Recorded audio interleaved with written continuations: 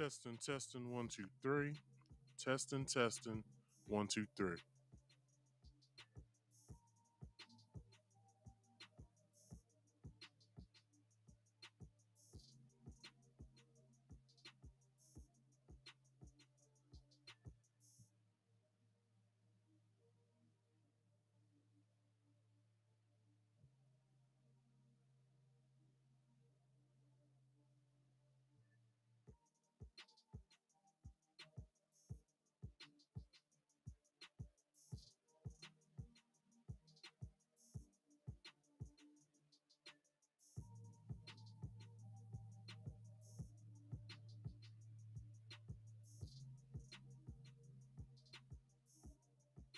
Testing.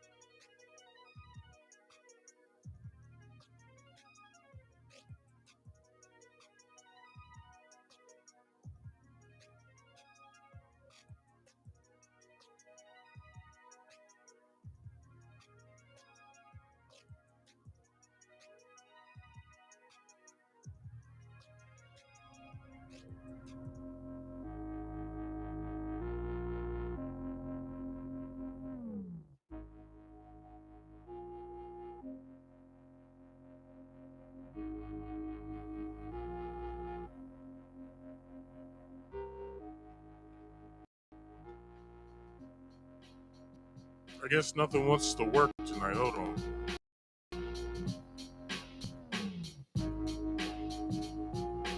All right, never mind. Hello, everybody. How's it going? Um, I don't know. I guess stuff doesn't want to work for me tonight. But with that being said, how's it going with y'all tonight? I'm excited for tonight's show. I am going to do my usual thing, but with the less amount of stuff that I got going on tonight. But, stuff happens. Anyway, how about we go ahead and get up into these promotions? Let's do a deep dive and then, all that other good stuff. So, people, welcome to Marcus Speaks Live, the very podcast that gives you trending topics and other random things. If you could, like this video, share this video, comment in the live chat if you can, and please subscribe to this here channel. If you are new here, don't be shy. Please write something in my comment section so you guys can see your comments come up on screen just like that. So once you have already done that, subscribe to this here channel. I want you to go into the description box of this video, and I would like for you to follow me on Rumble. So find that Rumble link that's in the description box. Follow me on Rumble. If you don't have Rumble downloaded already, please download Rumble, and then come back here and hit that link, and then follow me over on Rumble. Every Friday I do this here podcast. Marcus Speaks Live is what you're watching right now. I do my thing here, and then usually Saturdays at 2:30 p.m. I do another stream called Marcus Speaks Play, where I get to play all of my favorite games and certain select few new releases. But it's on hiatus right now. I'm kind of liking not having to worry every week when it comes to that. So the way I'm thinking it, Marcus Speaks Play is just going to be something that I do sporadically now. So it's just going to be something that I want to just jump into every now and again, not make it something that I do every Saturday. But usually Saturdays will be the days that happens. All right. So let me take a swig of my drink real fast.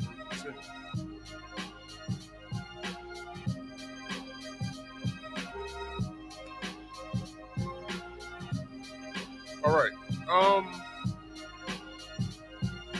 If you would like to come up here and come and speak to me tonight, honestly, with the topics that I have, they're very short. I might just want to do a panel tonight. So, people, if you want to come up here and come talk to me, hit the link. All right, hit the link that's pinned in the live chat. But I need for you to follow these rules, all right? So, once you hit the link, rule number 1 is you must be on camera at all times. That means once you come back here to the backstage, I need for you to have your camera ready and your microphone on and ready. But rule number 2 states that if you don't want to be on camera, that is fine. That means to the public, you still have to follow rule number 1. All right. Once you come up here to the audience, there's a question back here I would like for you to answer. Please leave your name in your answer so I can further help you after that. So with that being said, once you come up here, we'll talk, we'll have our little fun. You know what I'm saying? I want to make it a panel tonight, so it's no allotted time that you have to ask your question or fill in something that I missed or debate with me or have an argument ready for me or whatever. So we'll have a nice little discussion tonight. Whoever wants to come up. So let's do that. And rule number 3 is mute all background noise. Use wired headphones if you can. Helps for a better audio experience, not just for me, but for my audience. And I would like for you guys to help me out there. Also, please, if you could, go to a nice secluded spot in your house, mute me. Any other background noise, I need for you to mute that as well. Anything on your television or anything playing, I could get a copyright for that. Because it's just leaked audio into your audio. So go to a nice, quiet, secluded spot in your house. Come and talk to me. Use wire headphones, and yeah, that's all I ask for. Okay. And lastly, before I get to that, scroll tickers for you that's down there at the bottom of the screen. Please read over that. That is for you.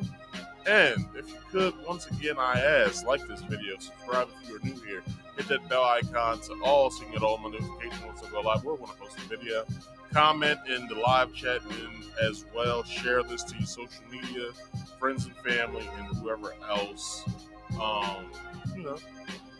whoever else you like. So if you ever watched my show, I like to play videos, but my show consists of 3 parts. Videos, articles, and as well my own opinion. Not all in that order, but all articles and all videos are credited in the description box below. I do not own any of the material that I will be using tonight due to copyright and as well as fair use. I think I said that wrong. I did say that wrong. I don't own any of the materials I'll be using tonight. All articles have been altered from its original form to help with plagiarism, and I will be using these videos in fair use form.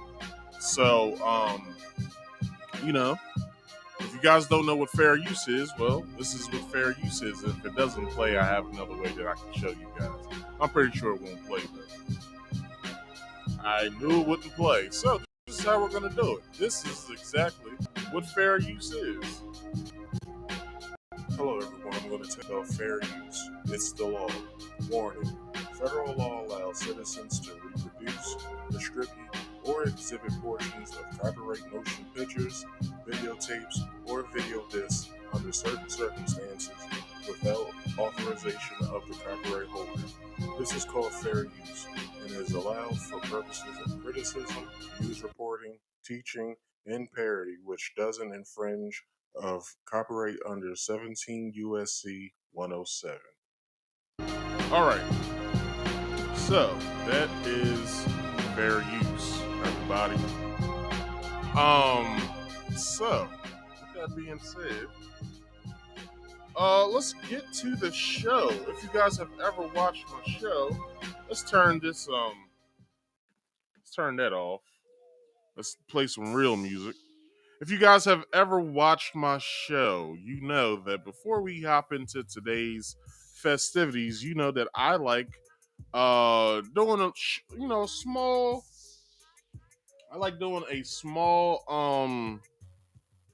little segment called Short Banter. It's basically a warm up topic that I have that I want to start out with before we get into the main topics of the night. And if you guys have seen the thumbnail tonight, you know tonight is all about the randomness. This is pure randomness tonight. I have no main topic. All my main topics are my random topics. So, with that being said, let's hop into tonight's show. So, I get this videos I'm about to play from Twitter. So, with Diddy being in the world of trouble that he is in, a strange video has popped up of him naming names for some reason. I have no clue why he's naming these names. So, if you see what's on the screen, it says Diddy's list. Diddy isn't going down by himself, calls out a list of people that are associated and wants them to reach out. So, let's see who these names are. Okay, are you ready? Drum roll. Drake. Oprah. J-Lo. A-Rod. Will Smith. Alicia Keys.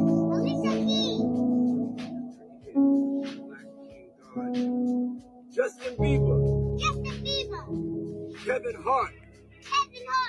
Mark Wahlberg. Snoop. DJ Khaled. Swiss Beats. Kelly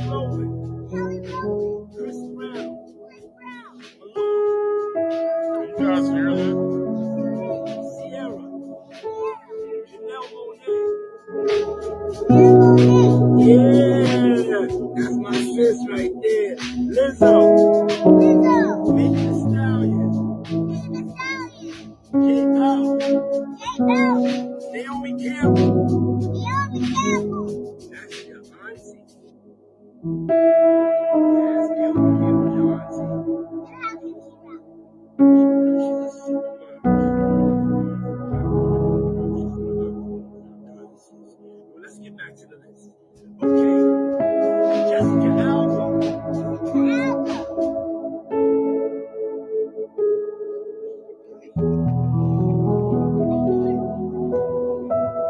Or is that the end of the list?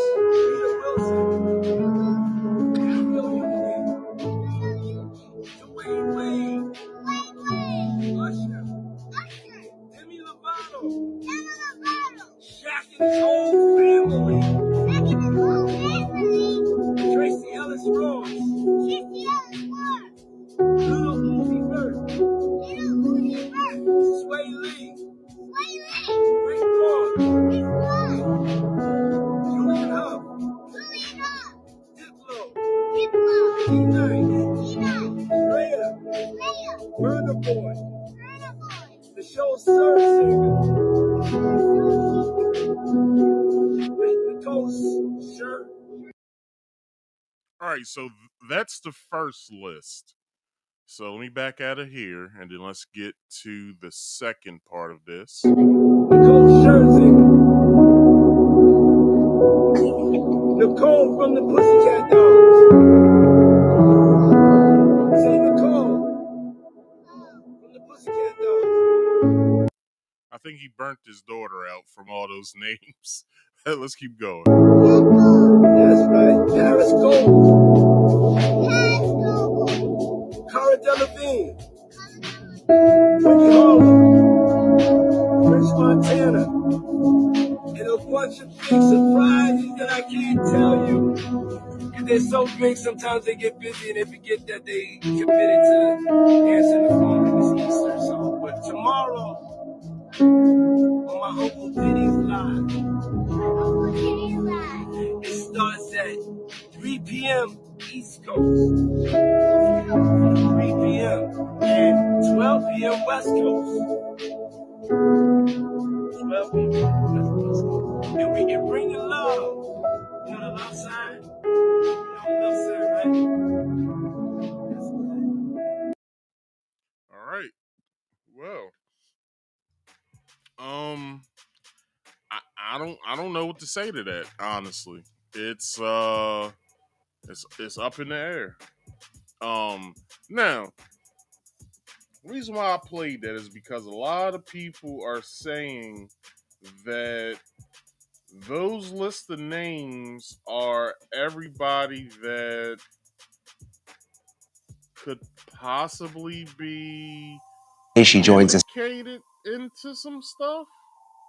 Now, that's just a rumor. Or those are the people that he feels as though should be helping him right now. But he left two names off. If everyone was listening, he left two names off, and that is Jay-Z and Beyonce. Why? I have no clue. But I would say this, Diddy, nobody's gonna help you at this point other than Stevie J, really. Like Stevie J's the only person that we see that's gonna help you at this point. So if you didn't do it, then hey, you didn't do it. But if you did it, all right. Okay, people, that concludes tonight's short banter. Hope you guys enjoyed yourself. But speaking about Diddy, let's get into our main topics of the night. So tonight's main random topics of the week are Shyne finally comes clean about who shot the club up in 1999. All right. So, popular streamer Cenat is a trick. But he got it. And Jerrod Carmichael. That's it. That's it. So let's get into this first topic. So tonight's first topics article that I'll be reading comes from Channel 5 Belize, and it is entitled It Opens Wounds. Ex-rapper Shyne confesses who shot the gun the night in 1999. Now, um this this came as a shock. We all know that Diddy's going through what he's going through. We all know that. And what was kind of in the air since all of this has been happening is that everyone, once this stuff started coming out, everybody started making all their salacious videos of, yeah, Diddy did this and Diddy was out there doing all kinds of mess and blah blah blah blah. And some streamers, some YouTubers were like, well, what about Shyne? What about that night that the club got shot up and Shyne went to jail behind it? Good question. Because there's well, I won't call her a young lady, but a woman. The night that all of that happened, got shot in her face, and she says that she still has bullet fragments in her face. I think one she said is lodged in her eye, and she also says that she is willing to lose that eye just so I guess a forensic team can do forensics on whose bullet it was. I guess. Um, but my understanding is that a case cannot be retried if someone got found convicted. So, as far as what I understand, Shyne got convicted. So, if Shyne got convicted, let's bring his picture up. If Shyne got convicted of that crime, I don't believe that case can be opened back up because I believe both Shyne, Diddy, and I want to say J-Lo the night of was all co-defendants, but only one person got taken down for the crime, and that was Shyne himself. So I'm no lawyer, but common sense says that this case can't be reopened. But I can be wrong. I don't mind being wrong. So, let's get into this video and let's see what is going on with this. So, this video, as you can see, comes from News Nation, and this is the young lady or the lady who was shot the night of, and she's had various interviews when it happened and now coming of all this Diddy news. She has had a lot of interviews lately talking about this incident, and this is her words right here. She joins us now, sharing her story. Natanya, thank you so much for being with us. I can't imagine what you've been through since 1999, and then all the emotions that must be coming up over the last couple of days. What was your reaction, Natanya, when you saw these massive raids at P. Diddy's two homes? First and foremost, thank you for having me. It was very emotional. In short, it was extremely emotional because it was basically it marked 25 years, a quarter of a century since this occurred. And I've had to relive this over and over again, intermittently in that time. So when I saw it, it was very cathartic because I finally felt like justice would be done. Justice would be mine and belong to all of his victims. Yeah, and you have said since really right after the shooting that it was P. Diddy who shot you. I mean, I think you even said it to the doctor that night, right? Now, we cannot confirm nor deny that claim. Because as far as I understand, the story goes is that Diddy, Shyne, J-Lo, some of Diddy's bodyguards were, I guess, at a club in New York. I believe the club was called Club New York. I need to find. Hold on. I need to find hold on, y'all. Let me turn my mic off real fast.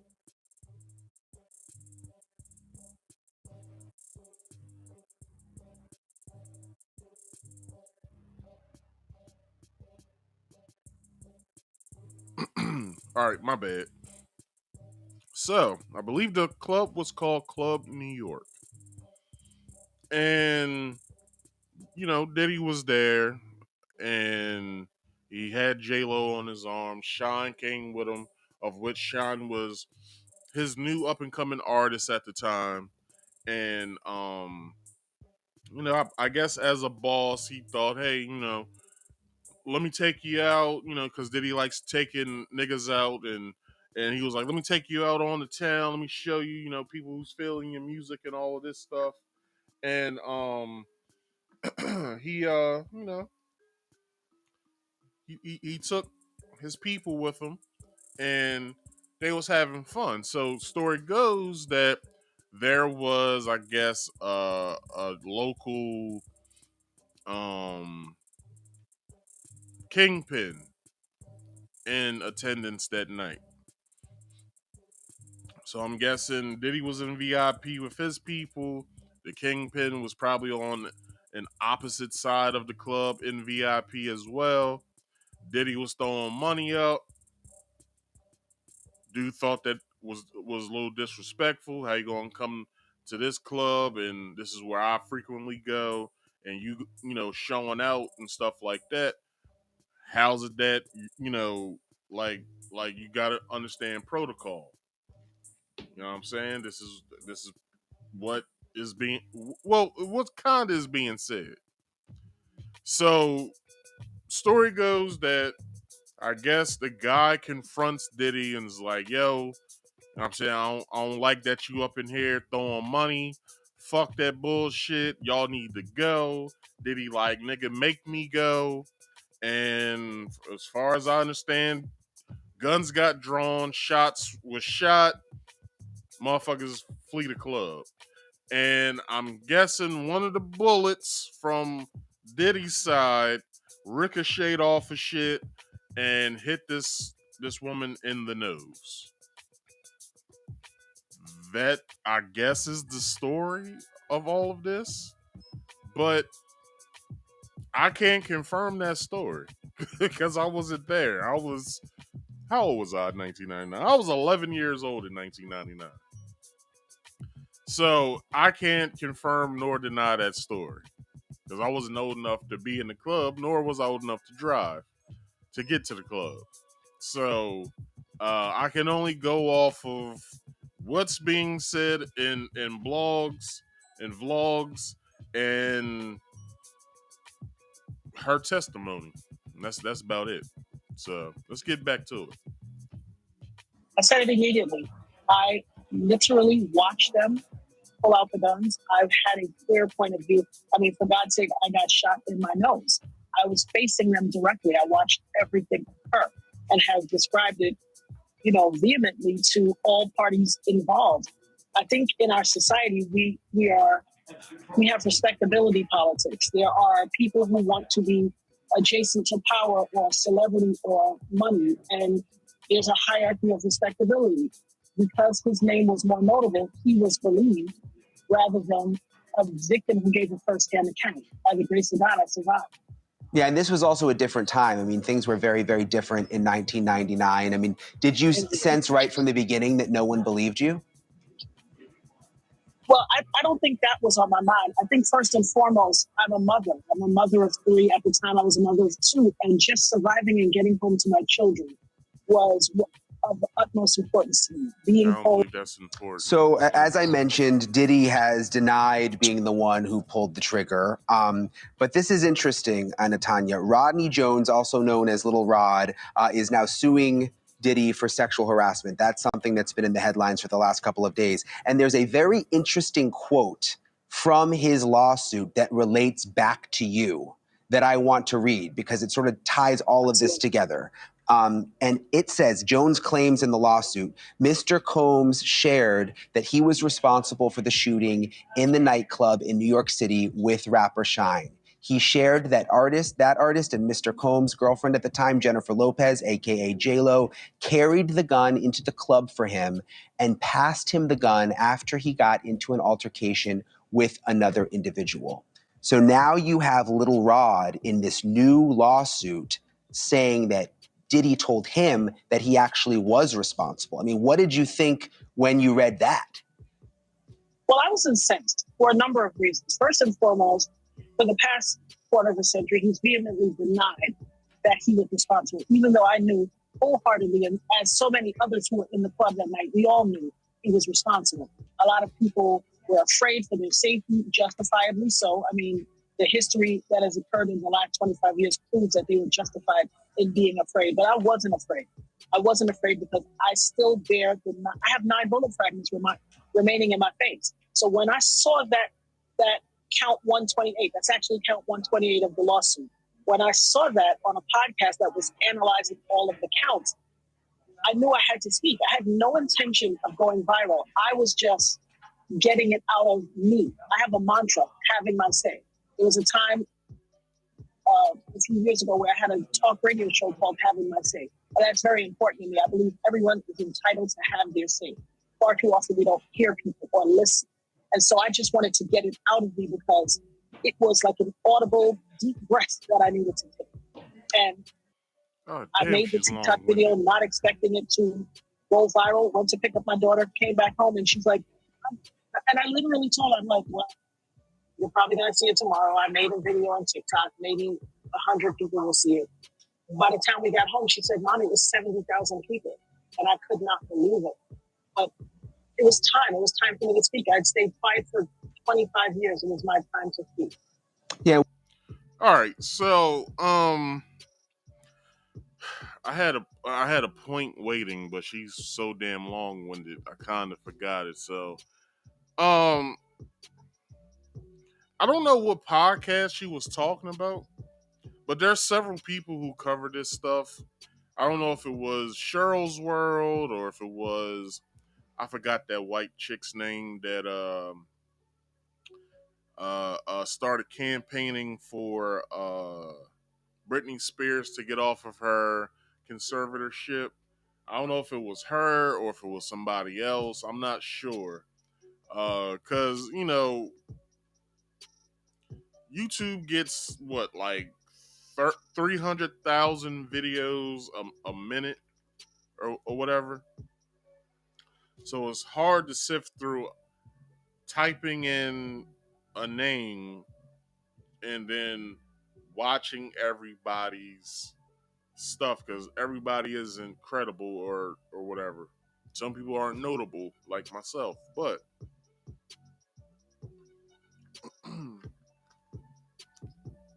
I will say that with her testimony, her speaking up, because she did go on TikTok. I think she made like 2 or 3 TikTok videos about the night of and what was in the air, what she experienced, what she saw, and stuff like that. Now that's one thing that I haven't been saying lately due to, my forgetful mind. The late great comedian Patrice O'Neal, he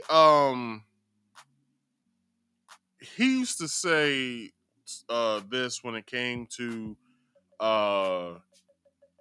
like prominent like entertainers that would get in trouble and now it's big news like it's like a smear campaign happening to him or something like that.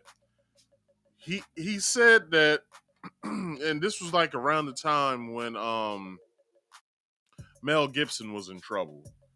And it was a whole bunch of like hoopla that came around him being in the what was that damn movie? Those 3 movies, the the Hangover movies. So Mel Gibson was, I believe, in the last one, the second or the last one. I can't remember. Um, so so Mel Gibson was a tattoo artist in like a Thailand tattoo shop or whatever. Right around the time when that movie was coming out, he had gotten into trouble. And he says, like, him and his wife at the time, they were arguing or having an argument, and he basically like berated her and said a whole bunch of like deflammatory stuff to her about herself and how he felt. But, we can accredit what he was saying to him being drunk. But, all relationships has its problems, and all relationships, either fix their problems or they end up either in divorce court or they end up just breaking up, stuff like that. So, so with that being said, Patrice O'Neal said that how can somebody like Zach Galifianakis say anything about Mel Gibson? A mere small entertainer like Zach Galifianakis and whoever else was saying things about him that weren't on Mel Gibson's level. And I guess in the entertainment space, that he was saying that they got permission from whomever their handlers are or whomever, they go through and stuff like that. That they got permission to talk about Mel Gibson. And I should have said this way when I started talking about Diddy. I believe that everyone has gotten the green light to start talking about Diddy. Now, on my show, I talk about trending topics and I talk about other random stuff. So when this Diddy stuff started happening, y'all saw me. I did the Cassie lawsuit. I read that out loud. Then when the other one came, I read that one out loud. It was two of them. I believe that I didn't get to talk about, but I spoke about them in my random topics portion. When the little Rod stuff came out, I talked about that. When the girl said she was 17, back in 2003, I talked about that. And I personally, I don't have anybody that I go through. I just, whatever trending topics I see on Twitter or on Instagram or what people are talking about, I go on my phone, on my notes where I have all this, where I have this setup that I set up on a note of YouTube stuff. So I have a list of ideas and a list of topics that I'll talk about that week. So I typed in uh, Diddy Cassie. It's just something that I can either copy and paste to Google so I can start my research or whatever. So I looked stuff up each time when stuff came out, and I was okay. I like how this is written on this article. I might borrow a couple things from this article and put into what I'm going to be talking about, and I do it like that. And then with my reading of the articles, well, brief reading really, because I'm kind of on a like from Monday to Wednesday, I'm on a crunch. So I got to really get in my topics and stuff like that. And as I'm briefly reading over some of them or whatever, I start coming up with jokes. And then my days from Monday to Friday consist of me consuming information or whatever. So I can come up with jokes and stuff like that, and I can point y'all to another YouTuber like, hey, well, I heard this from this guy. Go and check that video out and stuff like that. So basically, it's me getting the information, coming up with the entertainment for you guys, and then that's how my show is basically done. So, as I said, I didn't get permission to talk about Diddy. I spoke about this last week when I brought up Diddy's lawyer or whatever, and how she's going around intimidating people of talking about Diddy or whatever. I haven't received an email. I haven't received a comment in my comment section stating that I shouldn't talk about Diddy and I should watch myself. I haven't got one because I told you guys how I do my show. When I start giving my opinion, I ask it in question form. And that's a question for you guys to answer, not for me to answer. And then I expound on my question of what like why I asked that question. So like I said, I don't have anyone that I can, talk to when it comes to this YouTube shit. I just go off on this shit on a limb. So, because the people that I tried to, create a community with, they were kind of a little standoffish. It's like, all right, cool. You know what I'm saying? If you don't want to, be YouTube friends, so to speak, cool. You know what I'm saying?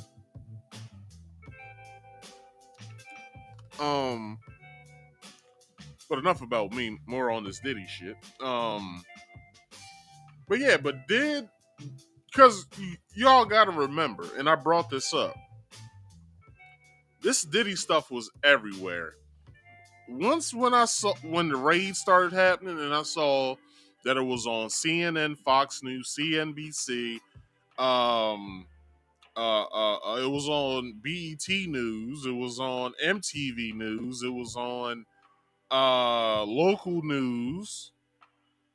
You know what I'm saying? It's on national, local podcasts, and even your right wingers were talking about this Diddy stuff. And it's like, yo, who gave the green light? You know what I mean? Like, who the fuck gave the green light to talk about Diddy? Because this shit was everywhere. And as you can see, this shit has started to die down. And it's kind of trying to ramp itself back up with like information that really doesn't have to do with his race. It really just has to do with his character at this point. Like, who is Diddy? Did Diddy do it? Like, this is just the question that people are asking. I went on that rant and I don't remember why I started that rant. So let's just get into the rest of the video.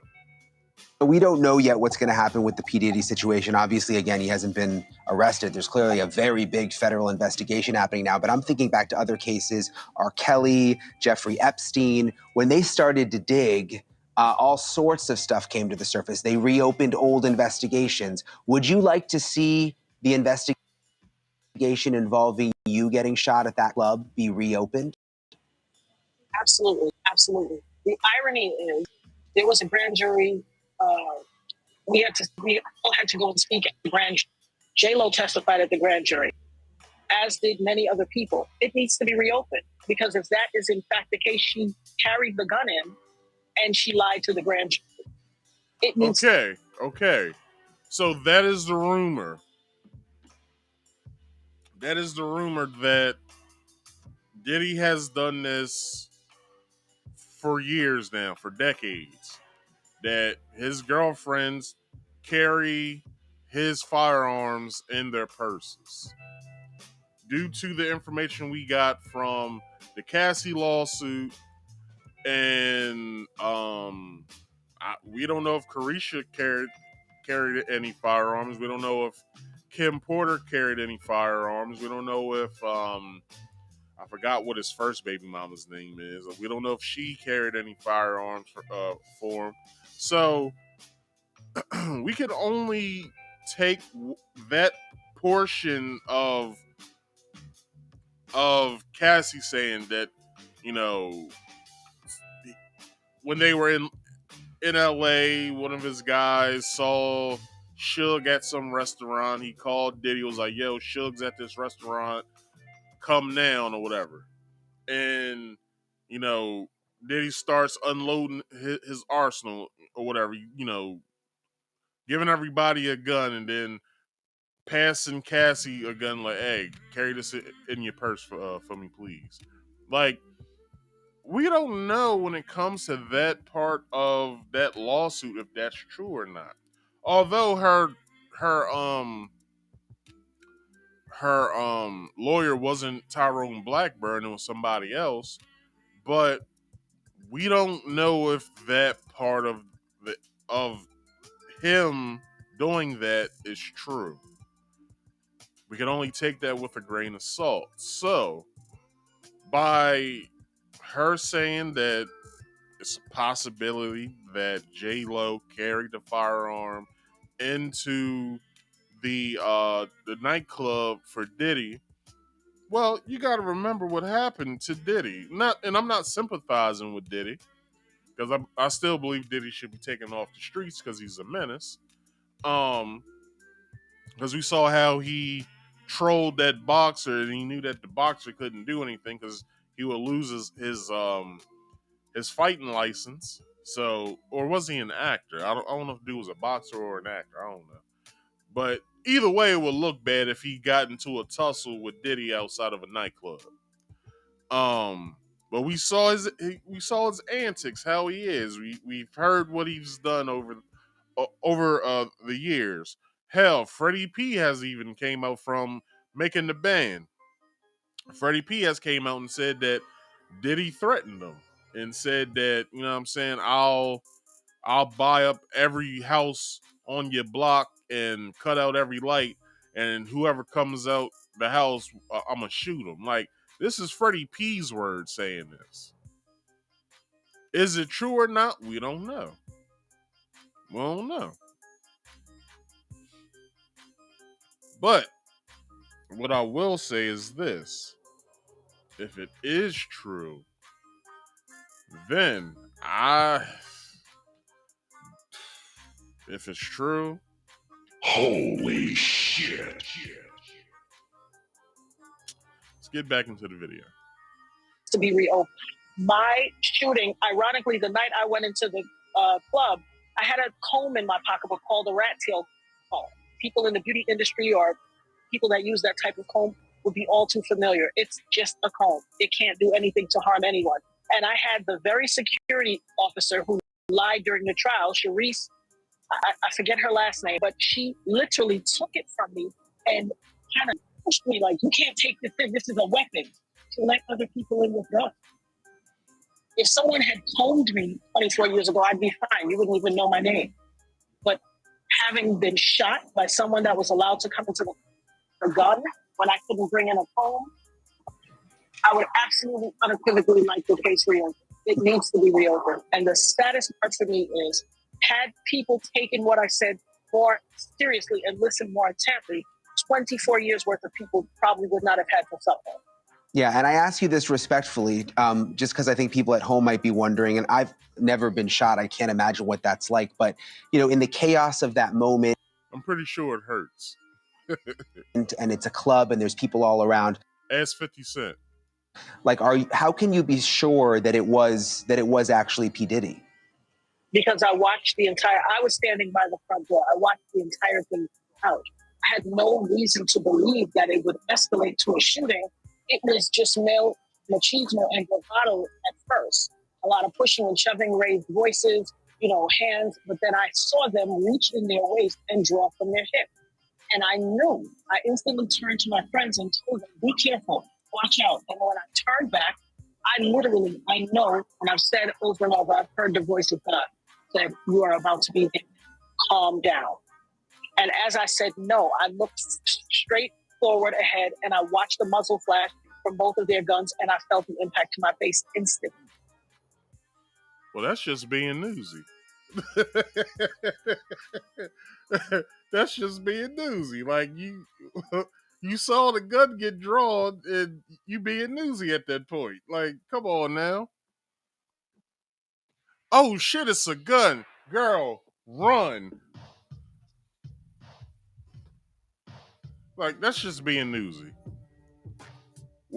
When I saw a gun at the bar that I usually used to frequent back in my 20s, I ran. I didn't look back. I said, I saw a gun. I said, oh shit. Meanwhile, my car is over here. Hell, when I was in my 30s, well, I'm still in my 30s, but when I was in my early 30s, when I'm not going to say a name, but this dude that I know came to the bar one night, and I guess he saw somebody that owed him money, and he walked up to him and said, yo, like, what's up? Like, you told me you was going to be handing me my money, you know what I'm saying? And I haven't seen you all day. What's up? And the dude, I guess, tried to like smooth it over, like, I'm gonna get you your money, man. Just calm down. And I guess dude pulled the gun out because I don't know. All I saw was him walking over to the guy. I was, after that, I stopped being nosy. I went back to my conversation, and I was talking shit. You know what I'm saying? Yeah, that girl booty was fat than a motherfucker. Pow! We all looked over. We all started running. There was no, oh shit, a gun. No, we didn't do that. We ran. Wow. There's Well, no doubt in my mind who shot. Thanks so much for watching. Go to joinnn.com to find News Nation on your television provider. And don't forget. All right. So, with that long setup, this happened, I believe, this week, if not last week. Shyne has came out and spoke about the night of the shooting, and this is what he said. Tonight we'll show you. Hold up. Where's my starting point? 120. 120.04.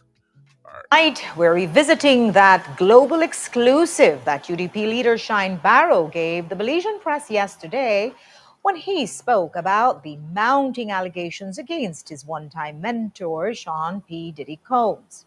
As Jules Vasquez tells us, it almost didn't happen. How do you feel viewing all that's unfolding with your one-time Northern Star and your role model, Sean P. Diddy Combs? Well, I didn't call a leader of the opposition briefing for that. I could answer. Understand, but you can't run from the darkness in the night. No. I'm not interested in discussing what is happening in North America. But 30 minutes later, at the end of a lengthy press briefing, Shyne Barrow did agree to speak for the first time in many years on the events in that Manhattan nightclub that changed his life. It opens wounds when you hear,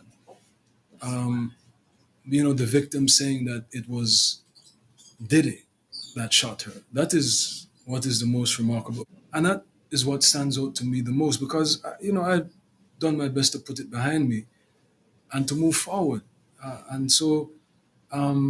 But it certainly reopens the wounds that I've been saying this all along. Everyone knew all along that I was the fall guy. But Barrow. All right. So that's his confession. That everyone knew all along that he was the fall guy. Now, that was the talk on the streets. That was the talk that you would go into at your local barbershop and motherfuckers would be like, yo, well, I wasn't old enough to talk about this with, the grown-ups. But they were like, yo, who do you think shot that club? Do you think it was Sean or do you think well, he was P. Diddy at the time. No, hold on. He was still Puff Daddy at the time. So people were like, yo, do you think Puff did that or Sean did that? And, there was constant debate of it. Like, well, I believe, you know what I'm saying, you know, it could have been Diddy, but you know what I'm saying, Shyne got the street cred and all that, blah blah blah blah. So it could have been him. One person used to say, well, he had his bodyguards with him, so it could have been one of his bodyguards. And it was just sporadic conversation about this back then. All of the magazines were talking about it. The New York Post talked about it. I think for a good when it happened up until after the court cases ended, and whatever New York newspaper and all around the world, this was being talked about back in 1999. Some 25 years ago, I believe. And yeah, man, like it was just the talk of the town when all of this was happening. And you know, to be honest, I can't tell you who did it, but by Shyne's confession saying that he was the fall guy for it all, we can only believe him because he did spend was it 8 years in jail? I believe he spent, and as well as this, the rumor mill is saying that uh, right around the time when Shyne put out his second album, his album that he released from jail, which was probably the worst album in the world.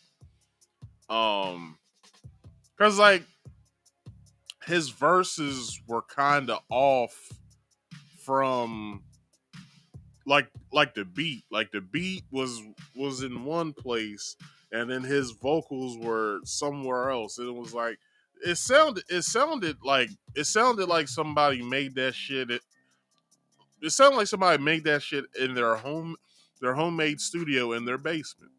That's what it sounded like. And it's he confessed just, about him being the fall guy. He did the time. Doesn't mean that he did the crime. But, you was new booty at the times. Yeah, I mean, you was new booty. So, you know, Diddy having more accolades than you, business prowess, stuff like that. I don't think anybody in his circle was going to allow Diddy to go down for a nightclub shooting. So you was the next best thing, sir. So here we go.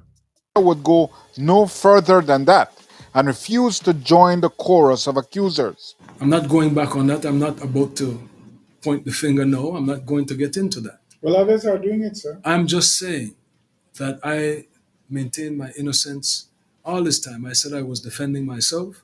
I didn't get into who did what. But the victim is telling you who did what. And I understand that there are other witnesses. Is she accurate, sir? I'm not going to get into that. But for Barrow, the undoing and exposure of his one time mentor and current financier seems therapeutic. Certainly, I am relieved that people are saying what the truth is, that, I did not shoot those people. And while he gains some measure of exoneration, he may lose a financier who's also a billionaire. Barrow has very publicly reconciled with Sean Diddy Combs and worked on some partnership. I am appreciative of whatever contributions Diddy has made to help the people of Belize. I wish him well. I pray for him, and I pray for the alleged victims. And if it is true, may justice be served. If it is not, it's a tragedy because a global icon would have been destroyed. Have you spoken to him in solidarity, at least? I've been in touch. Is he one of your financiers? He has supported me openly, yes. We have to work with people, and in order to maintain that productive financing relationship, you have to be on his team. Well, I am on Team Belize. That's what I'm saying. I've gotten a million. Before he continues, whoever that journalist is, he's doing a phenomenal fucking job by drilling him. Pause. Hold on. Pause, nigga. He's doing a phenomenal job by drilling him on this subject matter because it's worldwide news. So he has a direct connection to Shine by being a reporter in Belize. He just wants the story so when he goes back either to his newspaper or whatever channel he works for in Belize, he just wants to go back and be like, yeah, I got this story, let's run this story. So that's it. Requests for interviews, but I'm not concerned with what is happening in the United States outside of the elected officials that I meet with. Certainly, someone that has been a supporter and has contributed. This is not something that I wish to happen to them. But as I said, justice must prevail. But there's a very specific narrative here saying that you sacrifice your freedom so that he could be free. Yeah. Do you accept that? And if so doing, did you receive anything in exchange for your long incarceration and long and undeserving incarceration, you say, because you didn't do it, you say? Yes, I say that's that's the Belizean reality.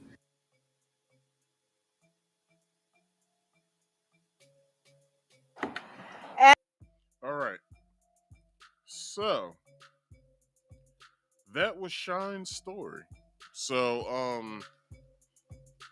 I don't even know if I should go over this article because it's basically everything that he said or whatever. So uh, let's just read a couple paragraphs from here. So he starts off. Let's bring his picture up. So he basically said it opens wounds when you hear the victim saying that it was Diddy that shot her, and that was triggered by a lawsuit from a producer that produced on the Love album who was making accusations, and in those accusations he says that the gentleman confessed to the shooting, and that is what stands out to me the most because I've done my best to put it behind me and move forward. But it certainly reopens the wounds that I've been saying this all along. Everyone knew all along that I was the fall guy. But my political enemies and detractors try to make me into the criminal. But everyone knew that I was a young kid that took the fall. Everyone knew that that was the story. I'm just saying that I maintained my innocence all this time. I said I was defending myself. I didn't get into who did what, but is telling you the victim is telling you who did what, and I understand that there are other witnesses. I'm going to get into. I'm going to get into that. I'm sorry. I'm not going to get into that, but it does open wounds, and certainly I'm relieved that people are saying what the truth is. That I didn't shoot those people. I maintain that I never shoot nobody. I guess he meant shot. uh, that there were other guns there. I've always said that. Uh, always said that that has not changed, and that is the testimony that I came out. Fragments were never removed, so there was never any forensics testings to say uh, who it was, but the victims are vindicating me. Witnesses are vindicating me but I have moved on. I am not trying to relive that. And no, I'm sorry. And so I am appreciative of whatever contributions that Diddy has made to help the people of Belize. I wish him well and I pray for him and I pray for the alleged victims. And if it's true, may justice be served. And if not, it's a tragedy because a global icon would have been destroyed. So, this is his full testimony of what he feels about the situation at hand and what he feels as though that was the truth to him. So, you know, he says that he's he's been saying all along that he's vindicated from all charges, all crimes that was said. He said that there were other guns at the nightclub that night, and it behooves him that no one believed him at the time, but he doesn't understand that. Like he just said, that Diddy is a global icon. Diddy was a global icon then. And he had only been in the game for, I believe, like 10 years at that point. So, you know, yeah, you would be the fall guy for somebody who everyone uh, is so enamored with. No one knew you. You just had that hot song. Everybody said that you sounded like Biggie, so that would push you forward on the needle when it comes to you know um, you being uh, a person of interest of people believing that you did what you did, or I'm sorry, that people think of think you did what you did, but you said all along you've maintained your innocence, and you said that you never did the shooting. Okay, we believe you. We can only believe you at this point. So that concludes that topic. I'm trying to get stuff set up for the next topic. So the next topic I will be getting into is Cenat reacts to tricking allegations. So if you guys hold on, I got that article from HNHH, which I believe is Hot News Hip Hop, I believe. So basically what had happened is, well, I'd rather show you than tell you. So this is exactly what the hell's going on. Where's the sound? He said he wanted, but he giving red. He said he wanted, but he giving red. Okay, I can't play that, but I'll read the caption up here. It says, I just would have got. I'm gonna pull up on you. Say on God. Can we pull up on you? Oh, it's too much black. Say on God. Oh God. He said he wanted, but okay. So the caption up here states the OF girl that leaked Cenat for ping for SEX said it wasn't enough money. So, okay, if you guys don't know what the hell's going on, so Kai basically has been tricking. Basically, the biggest. He's the biggest streamer on anywhere, YouTube, Twitch, Kick, everywhere. He's the biggest streamer ever. So, I guess the story goes that he was on his TikTok or something, and this girl popped up. He started talking to her. They exchanged numbers, and somehow or another, she took photos of him laying in his bed. Now, I will say this, Kai, you're a young boy. I can teach you a few lessons, because if your dad's not doing this by now, then I don't know what the fuck to tell you. Kai, the only strange woman that should be in your bed is a strange woman you know. Now, a lot of people might be like, Marcus, that sounds stupid, but hear me out.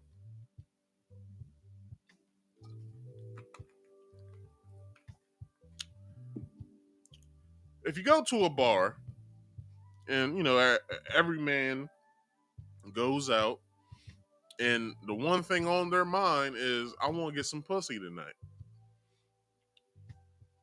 Usually, you're going to, with that mindset, you are going to get pussy from a random stranger, someone you do not know.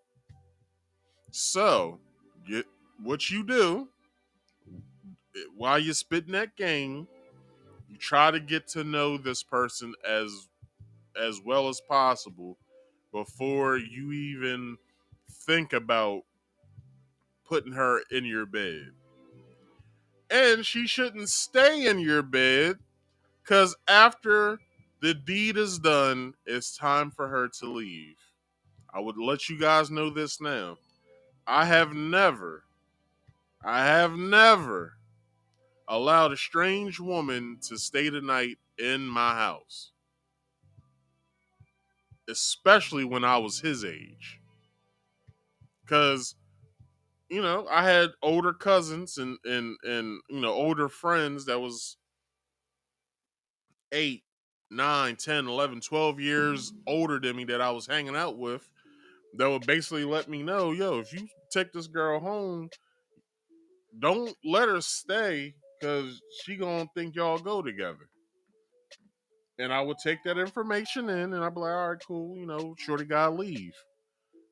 You know what I'm saying? Jay-Z said it himself. 6 a.m. I be kicking them out. That's the time you gotta kick them out. Because here in Maryland, bars and clubs shut down at 2 o'clock. So you get a good 4 hours with this person, from 2 to 4. For about an hour and a half of that time, you're taking them to go and get something to eat at the Waffle House, Denny's, wherever you can find something to eat. Then you're going back to your place or her place. Y'all gonna sit down. Y'all gonna have some, y'all gonna have some conversation for a little bit, unless y'all got hot and heavy in the car before y'all got to each other's places or wherever the hell your destination is, hotel maybe.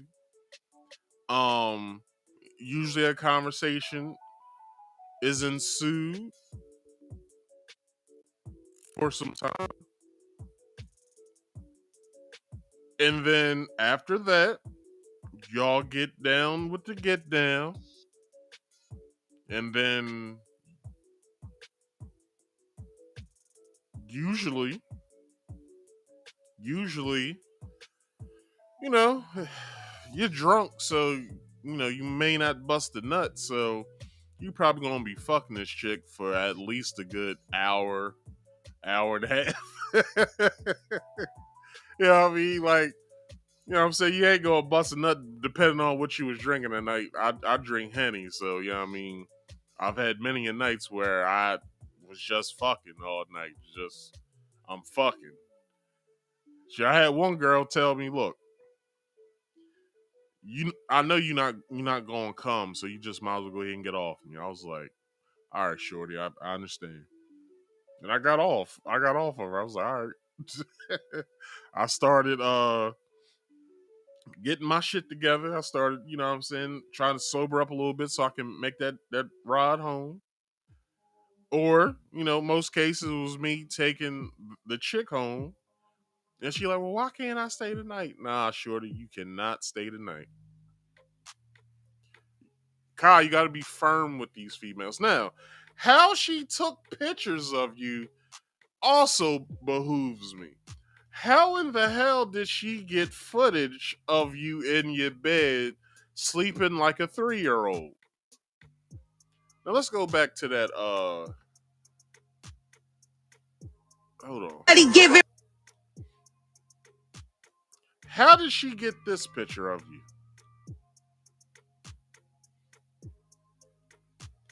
You all tuckered out and shit, nigga.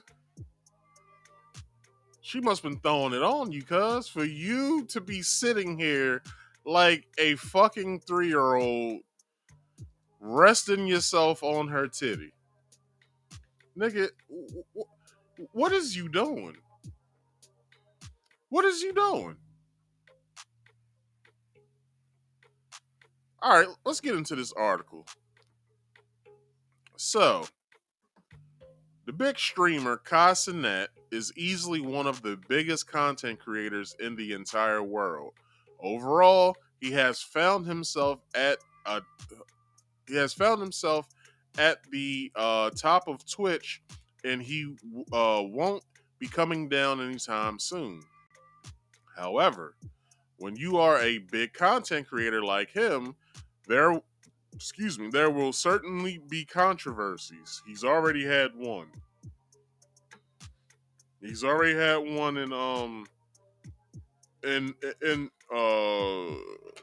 the Bronx when he was trying to give away PlayStations and iPads and stuff. So that was one controversy he had. Shit has died down since then. Nothing has happened since then. Until now. So, for instance, Kai was hit with some tricking allegations over the weekend. So let me find this next person's video. Why the hell did I go all the way there? Hold on. Who's next? Person named Domain. Where's Domain? Domain. That's Ryan. Domain. Here we go, right here. That shit going on right now, bro. But all right, it's some dumb shit, clout chasing, weird ass shit going on right now, bro. But it's all right though. It's all right though, chat.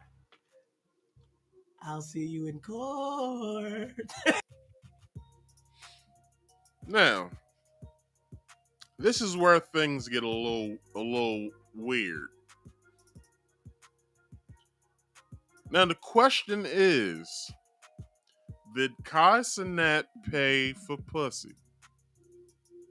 Because now the girl, as I said earlier, said that she didn't get paid enough. So I didn't even get to get into it. So there was a picture of a screenshot of a text message, I guess between her and Kai, where Kai sent over an Apple payment of $5,000. All I gotta say is if that's true, all I have to say is this. If you send her $5,000, Kai, come tax time next year, you're gonna have to tell whoever does your taxes where that $5,000 went to.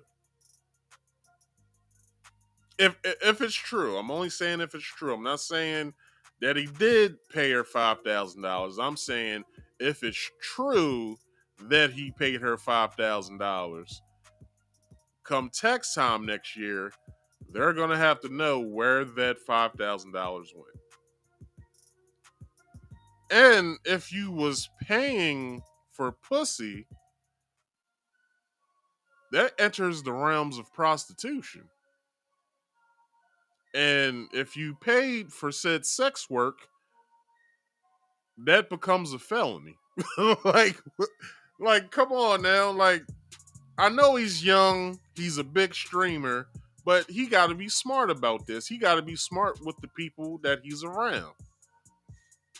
Now, I understand that, he has the top artists come to his streams.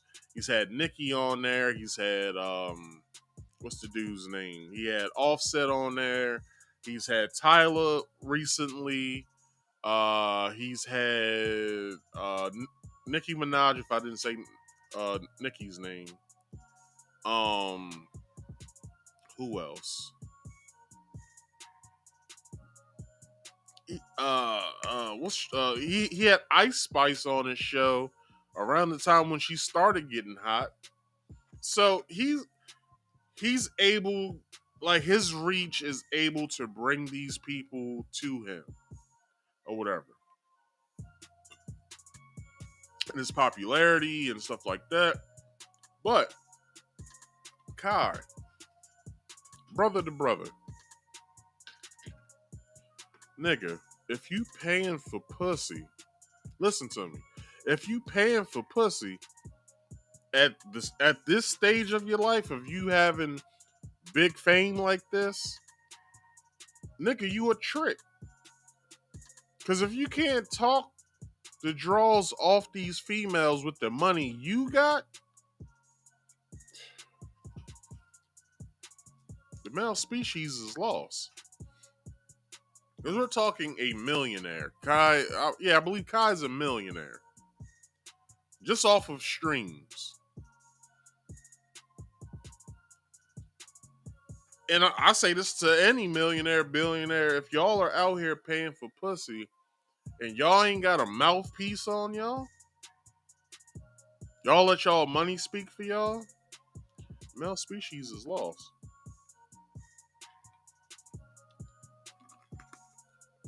Gotta have a mouthpiece at all times.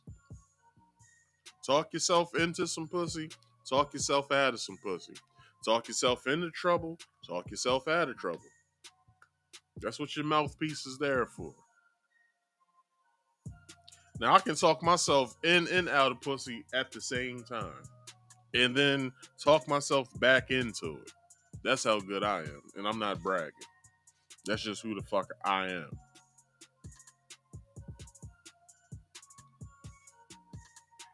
Just saying. Not toot my own horn, but goddamn it, that's just who the fuck I am. Anyway, so a woman posted a photo online claiming that she slept with Kai a few years ago. Furthermore, she posted a screenshot of some messages in which the Twitch streamer allegedly gave her $5,000. So let's finish this video that I have up, and then we'll get into that.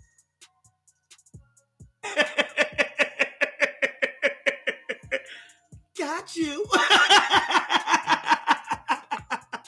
Okay, listen to me. Okay, I can explain, bro. Listen to me, chat. I can explain, bro. Anytime a motherfucker is telling you, let me explain what happened, then he is about to fucking lie. Yo, let me explain what happened. Nah, you lying at this point. I don't want to hear it. All you gotta say is, I ain't never paid for her to fuck, or I ain't pay for her to whatever. All you gotta say is, nigga, what the fuck she's saying is a bunch of bullshit. I sent a car for her. She came over. We smoked, we drank, we fucked. That was it. She was so enamored with the house, I was like, fuck it.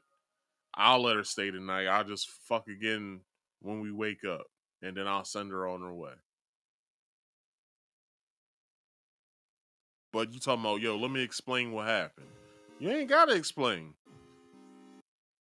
To a player. Shit ain't gotta be explained. All they gotta do is look you in your eyes and know if you telling the truth or not. Like, it's this one nigga.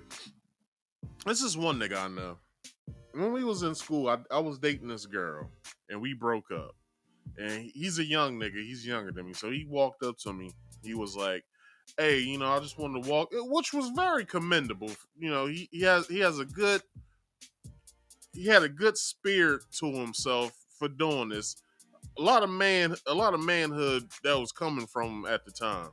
He came up to me and said, hey, I know you was with Shorty, but I just want to ask you, is it all right if I date her? I'm like, nigga, I'm not even with her. I don't even know why you even coming up to me asking me this bullshit. But, dude, do what you gotta do. And that was the end of the conversation.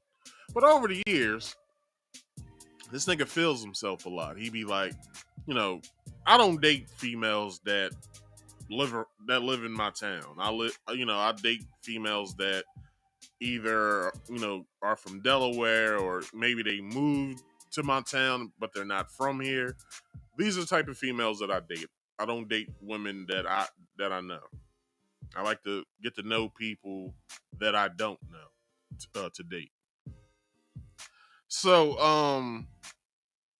every female that I would have with me at the bar or whatever, I'll be outside smoking, he'll be there, we be talking, and this motherfucker will come out his face and be like, I fucked her, right?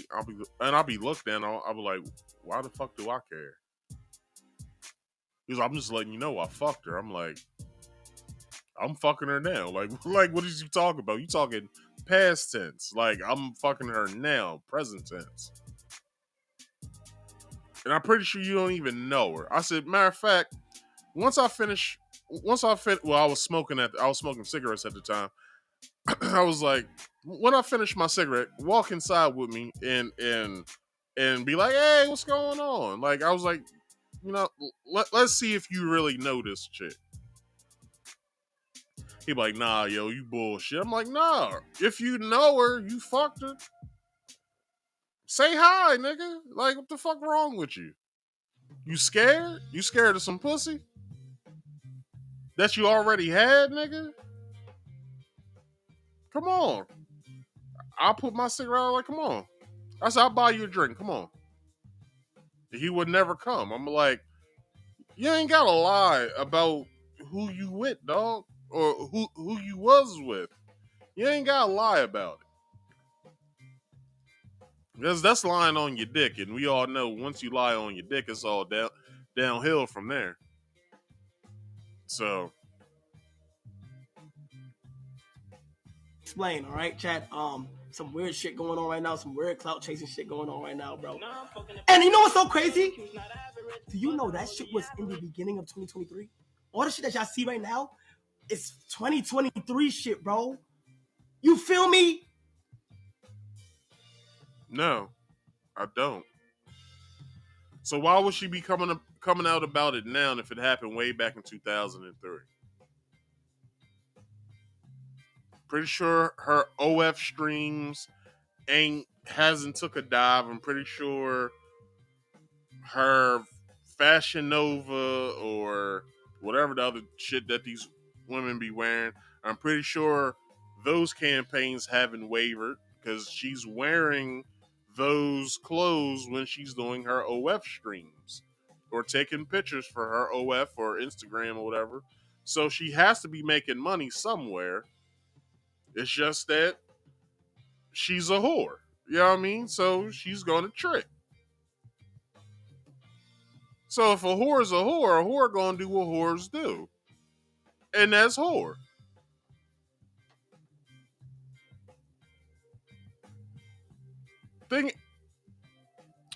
All right, y'all. It's time that I let a couple secrets about my show out. I don't look at most of the things that I present to you guys. Normally, some YouTubers can do this, such as myself. We don't usually look at half of the shit that we're presenting. We just look to see if we can find it. We bookmark it or we save it into a playlist, and then we go on about our business. That's what I do. Because normally what I'm looking for, I can find. So it's like, okay, cool. Like the shyne shit I showed you guys, that shit took me 2 hours to find. Only because I didn't want to use somebody else's video. I was like, well, let me just find a news station that presented this so I can just present it on my show. If I didn't find it, I would have been using Popcorn Planet shit. I didn't want to do that. So, if it happened all the way back in 2003, why are you talking about it now? Why did she come out about this shit now? That's my question. If you paid the whore to shut the fuck up after you fucked, why is she coming out now? This is probably what happened. He probably curved her. That's why. And some females can't take that in consideration that you don't want to fuck with them no more. So she came out And she basically was like, you know what I mean? Like, I'm gonna embarrass this motherfucker as of what she's doing now. She's embarrassing the hell out of him right now. To where he has to sit on his stream and explain himself.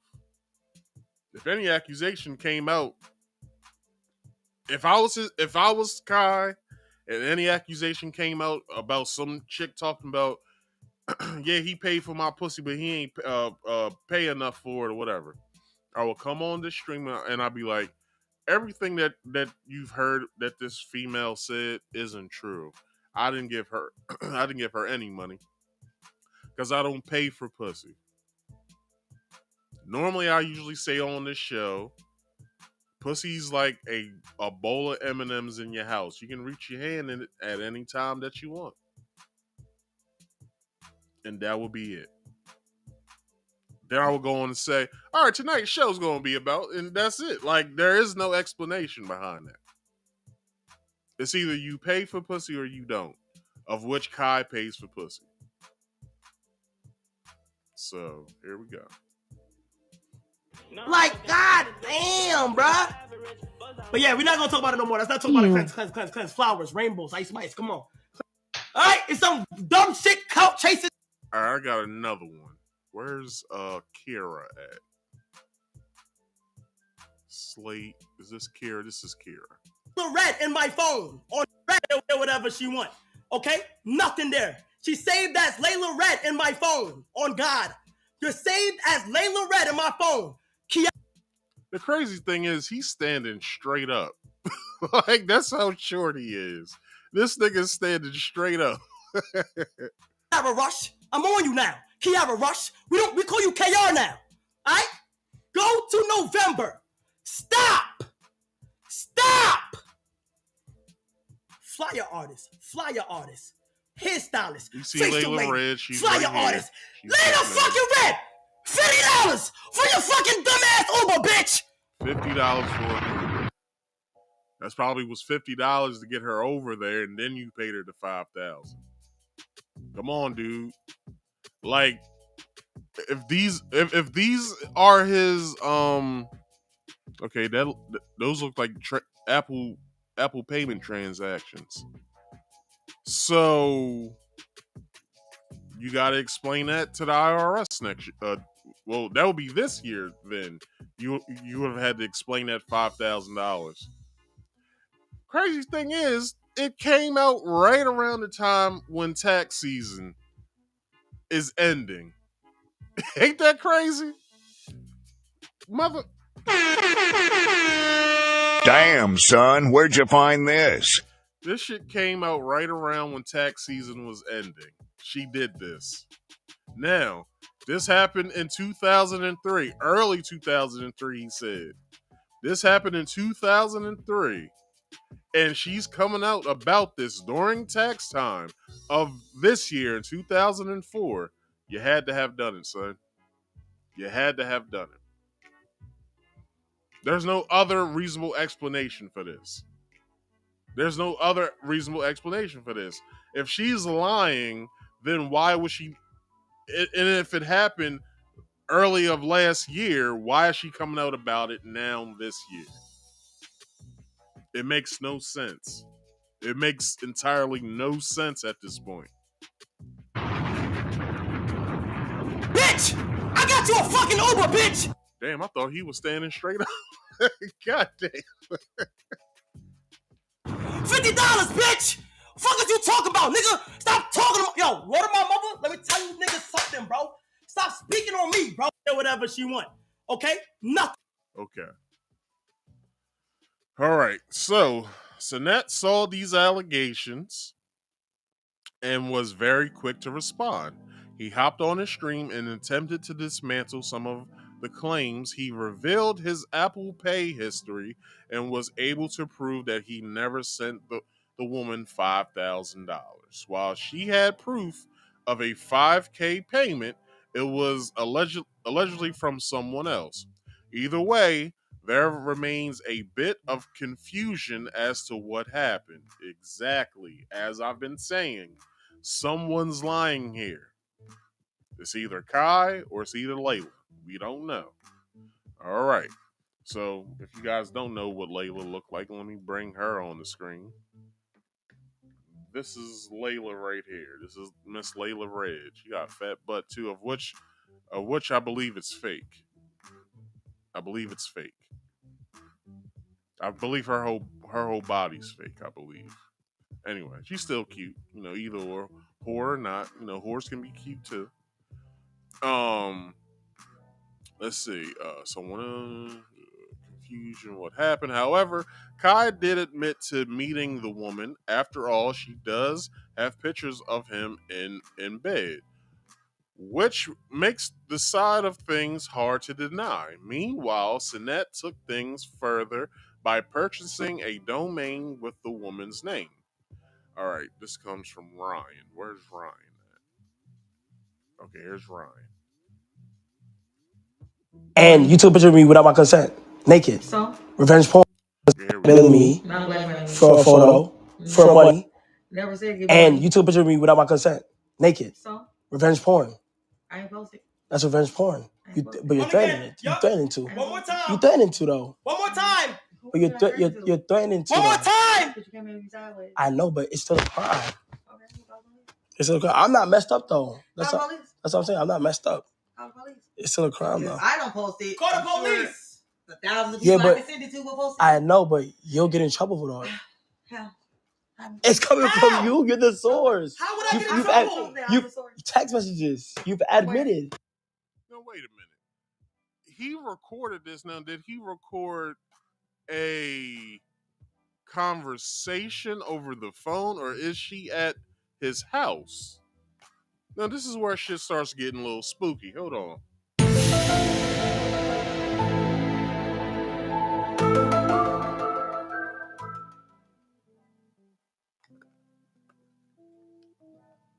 So did he have a recording of her without her consent? I don't know what state he's in. I don't know if I think he lives in Atlanta. So I believe Georgia is a one party state where if you record something, you don't have to let the other party know. Maryland's different. Maryland, both parties have to know that you're recording. So back here in the backstage, if you see the private chat when you come back here, I have in parentheses, you will be recorded during this stream. That's me letting you know that you're going to be recorded during this whole time, because this is not only a stream, it's also a recording at the same time. Because once I get done this video, you can watch this video however many times you want to. So, not only that, why are you having a meeting with this chick if you're going to possibly be suing this woman?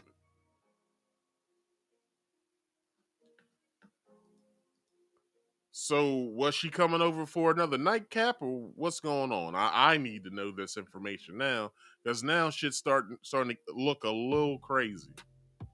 All right? So let's get back into it. I don't have text. You've admitted. Nothing I have on this phone. Yeah, but bro, it makes no sense. I'm just telling. I'm not blackmailing me. Not blackmailing. For a photo. For. Okay. Not only do I have that in 4K, correct? Now she's panicking right now. Kiara, I know you're watching this. Hey. Huh. Okay. So moving on, he made a whole webpage about her being a liar. Therefore, whenever someone Googles her name, they will be directed to the page, which, no, I Googled her name. It doesn't get redirected. So, I guess shame on him. Me. For. Where was I at? It is in. Is that incredibly petty? And not everyone is. Sorry, got this. All right, and not everyone is fine. Is fine? Is that? is a fan of the move.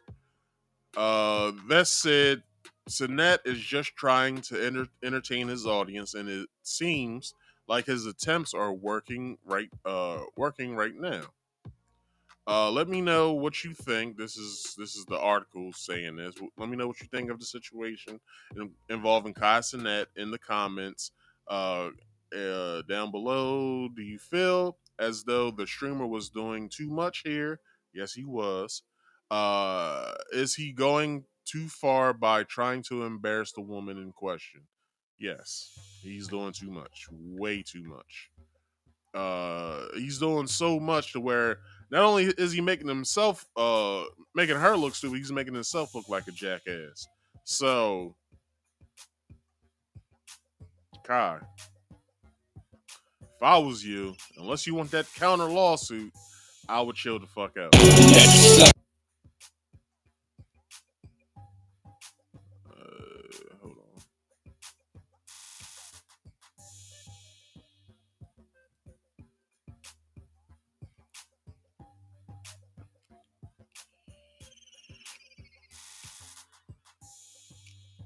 Okay, he's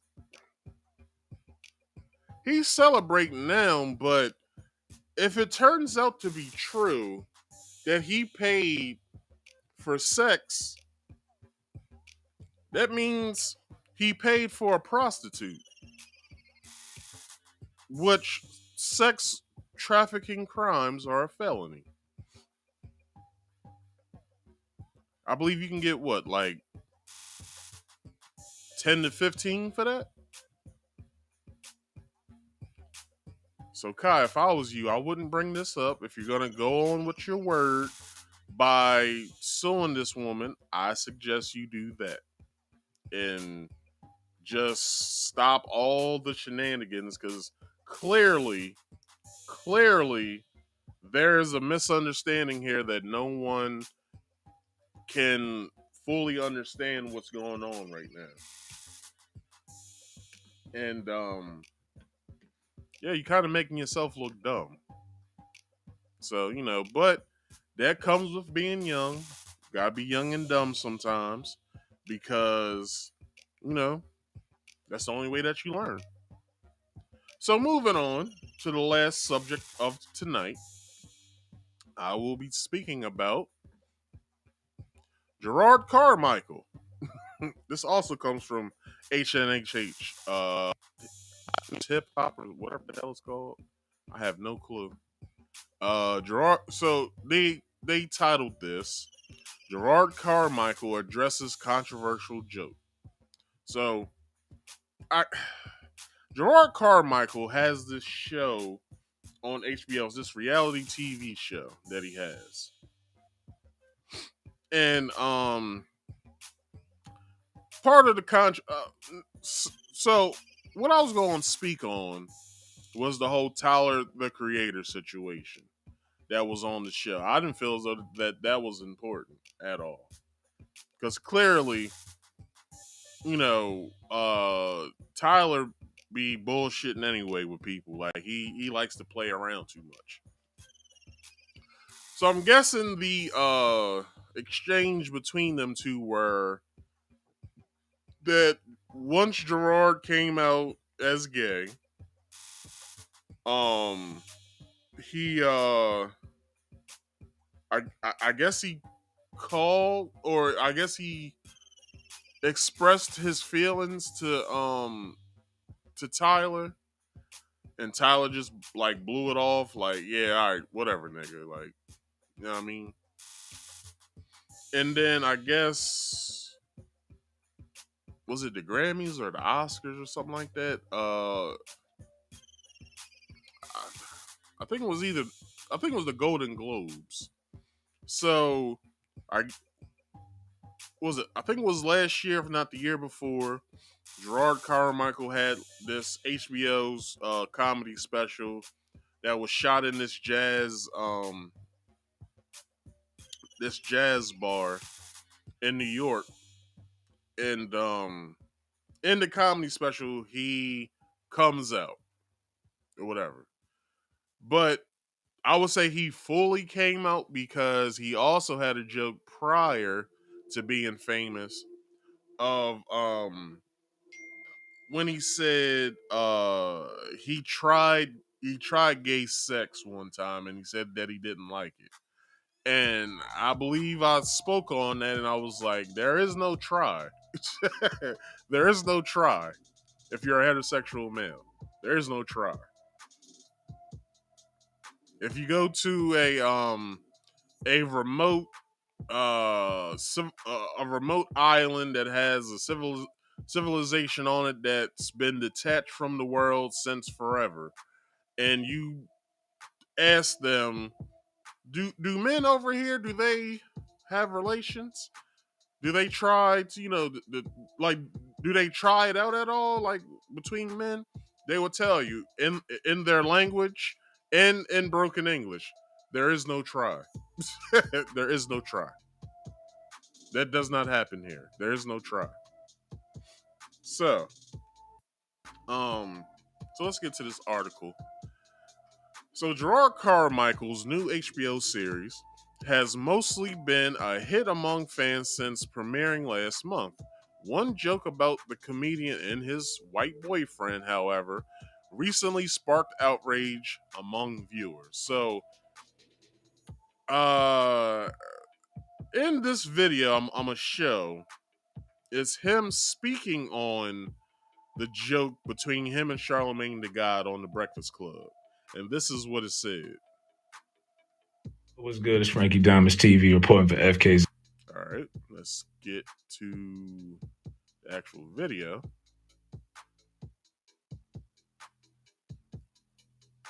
Jerrod Carmichael was on the Breakfast Club, and this is what Charlamagne had to say to it. Like, I was talking, like, I'm into some type of race, sexual, slavery role play with my boyfriend, which is untrue. It's so false. Oh, stick to the joke, though. In context, the joke's still not a good joke. Oh, that's on you. Listen, I've been a professional comedian for a while. I got some, because you're still saying you're a slave. No, he's a slave master. The slave master is teaching the slave to read. Listen, I'm talking about my own personal insecurity. I'm an educated person. I'm usually the smartest person in the room. He reads so much, it makes me feel like, oh, do I even know how to read? That joke works. What the fuck are you talking about? He reads so much, it makes me feel like I can't read. What the hell does that mean? All right, let's keep going. Works if I had a black boyfriend. My boyfriend were black. That joke actually works better if I had a black boyfriend. And you the slave, and the white person is the slave. And so that's Charlamagne's response to Jerrod Carmichael up there on Breakfast Club, pretty much talking in circles, trying to plead to everybody that this is not what it seems like. Now, I would say to Jerrod that how does it work if you have a black boyfriend? If you say that same joke, I think they have a piece of the joke up here. Let me see. Let me comb through this video and see if there's a piece of this. Maybe it was the other video I had.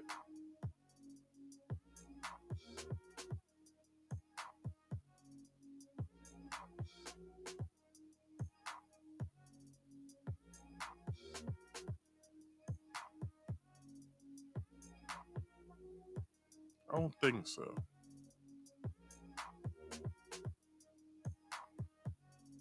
Yeah, I don't think.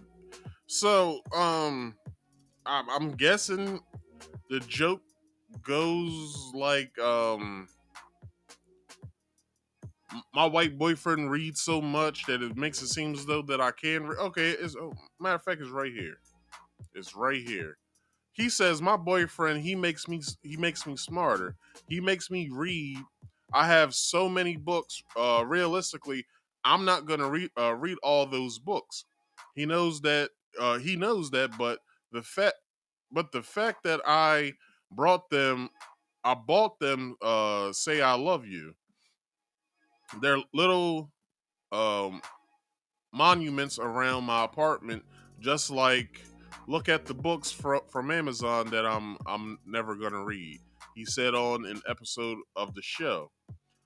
Sometimes jokes to him that our relationship is like that of a slave and a master's son who like teaches me how to read by candlelight. And this fool said that the joke works, even it works better even if his boyfriend was black. Now I would say if even if your boyfriend's white or black, that doesn't make you gay at the end of the day. If the person teaches you how to read, it just makes you a colorist.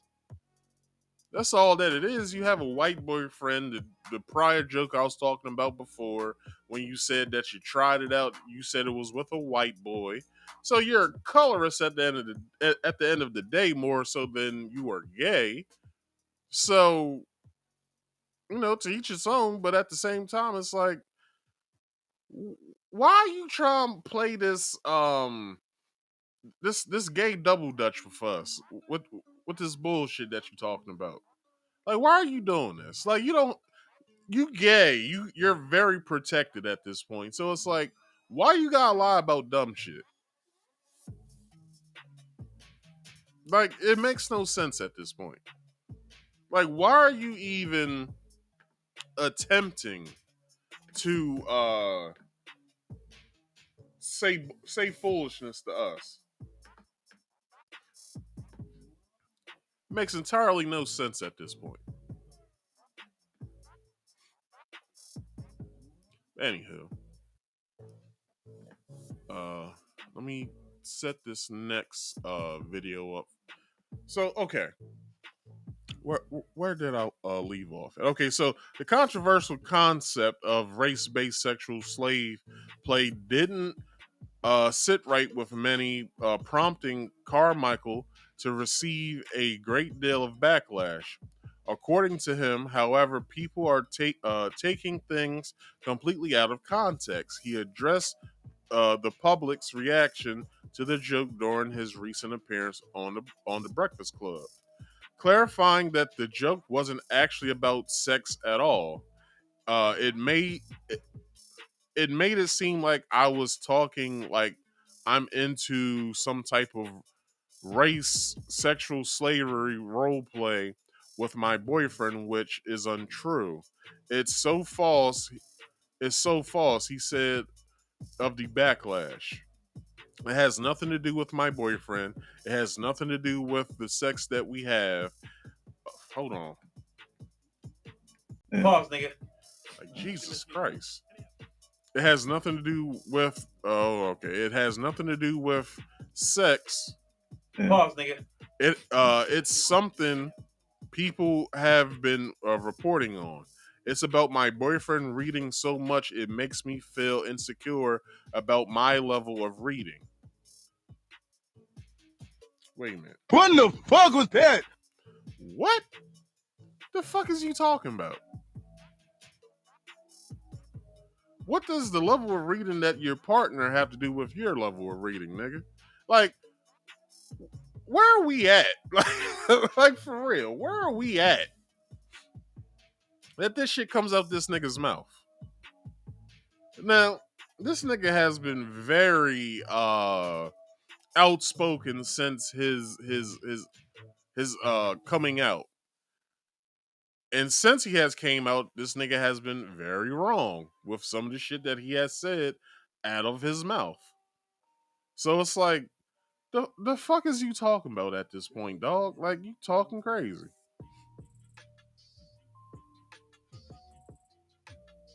Hold on real fast.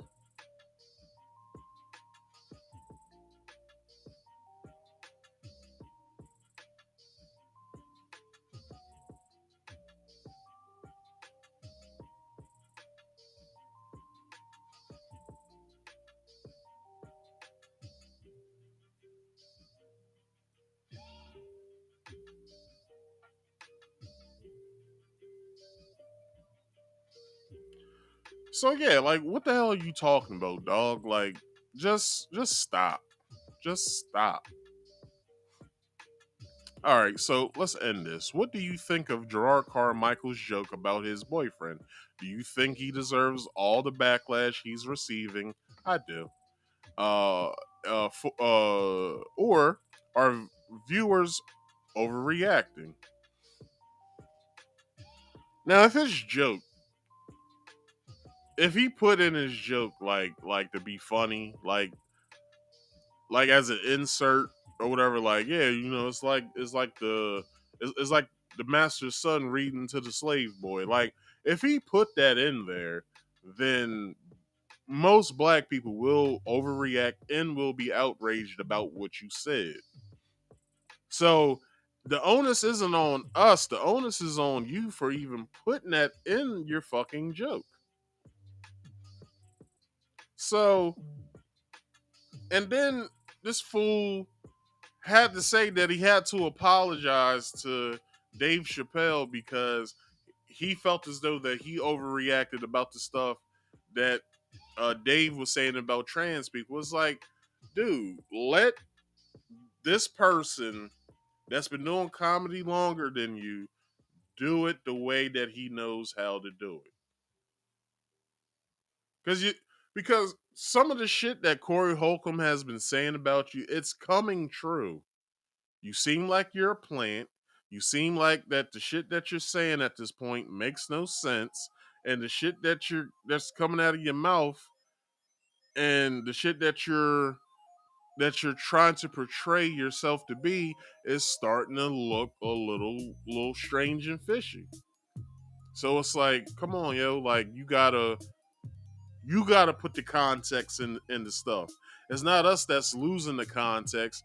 It's that we're trying to understand while laughing and trying to understand your point on it. So as I said, the onus isn't on us because you're the entertainer. You're supposed to have our minds work. We're not supposed to sit there and be like, I didn't get that. I don't really understand what you're trying to say there. Like you're supposed to be able to have us understand what you're trying to convey on the stage. But no, that's just my contextual affiliation of what you're trying to say. What about him claiming that the joke was taken out of context? Share your thoughts in the comment section down below and all that other good stuff. So, yeah, man. I think he should go back to the drawing board and rewrite that joke because if you're receiving backlash about what is being said about what you're saying, then you know what I mean.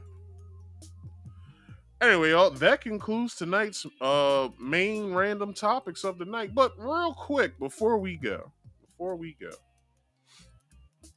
Glorilla ate too many bananas and got placed in vine cuffs. If y'all don't know what the fuck I'm talking about, well, here we are. So, Glorilla has recently been arrested for DUI. And this is what happened during that time of her being arrested. So get this over with because I'm not drunk.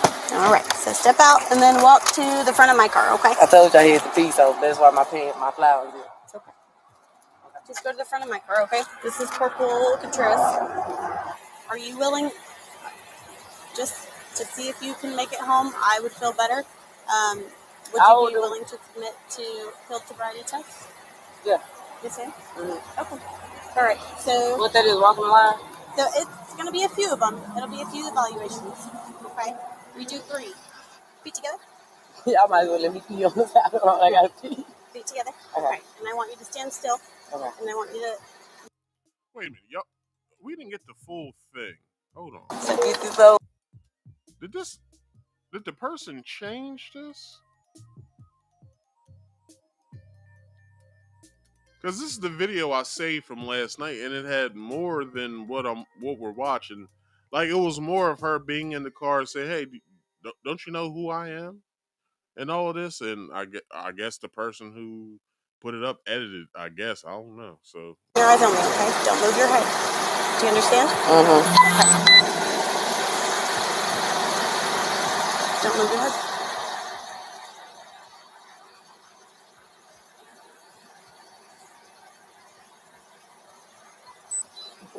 I'm not drunk, I'm telling you.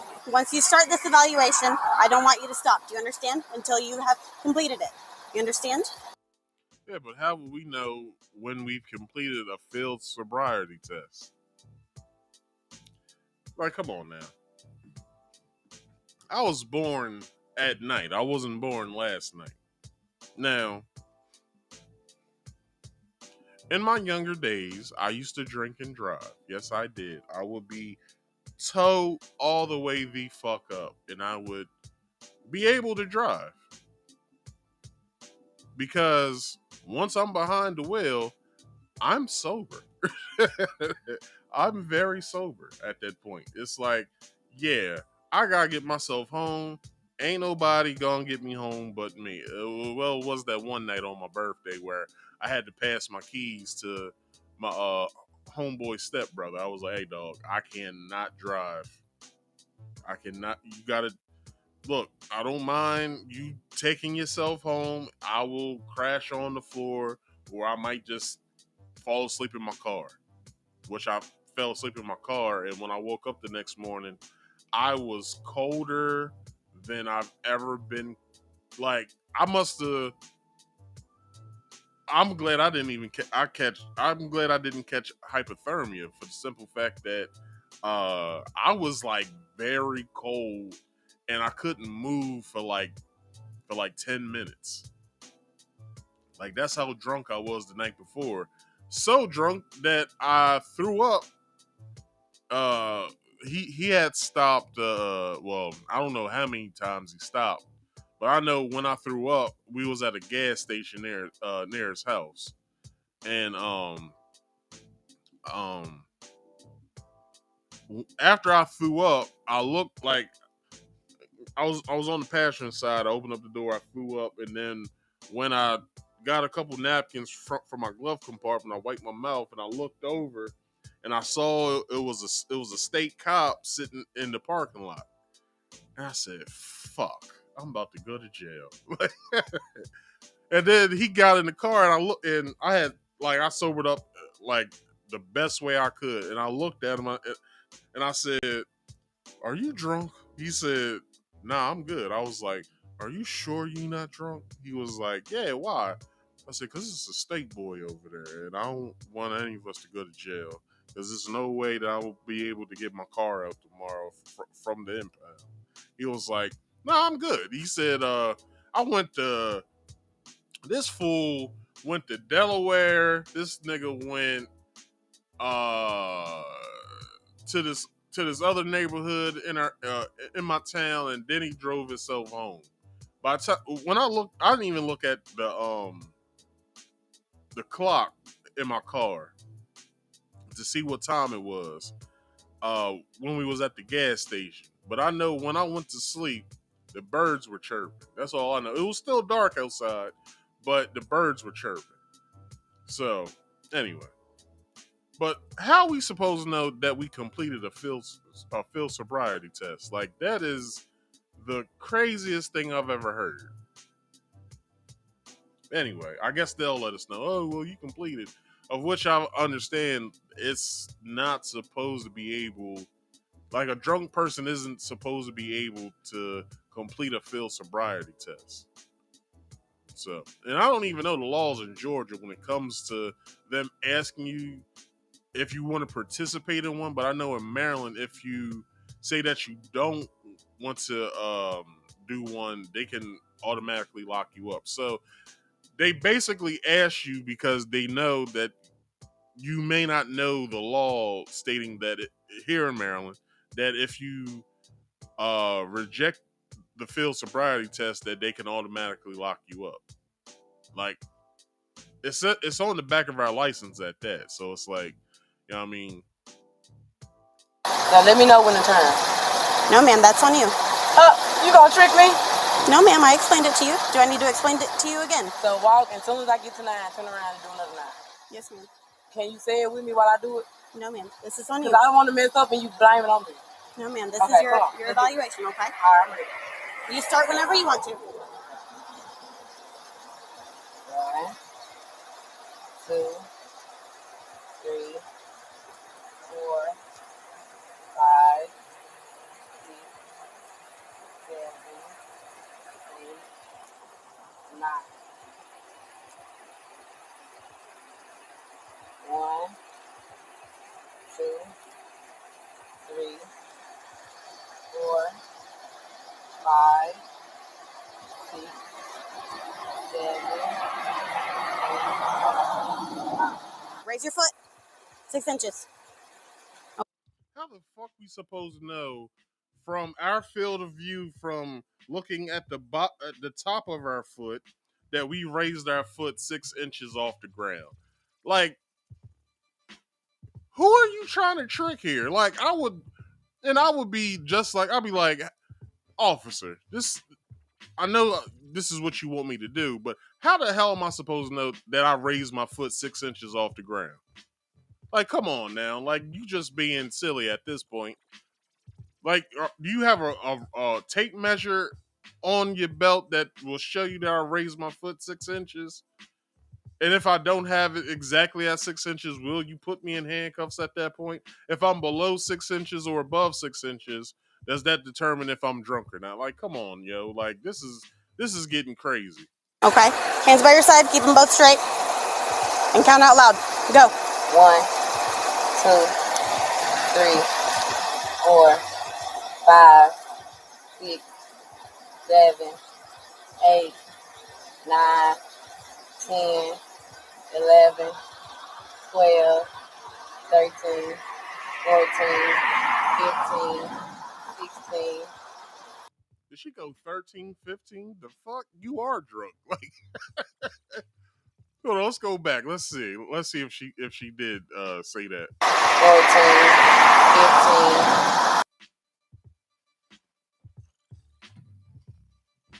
15. What the fuck was that? This bitch said 13, 15. The fuck? 16,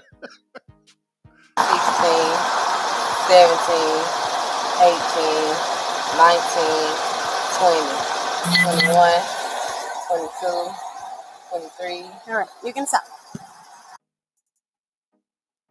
All right, it was more to this. I don't know if if this was the first one I saved or what. So get this over.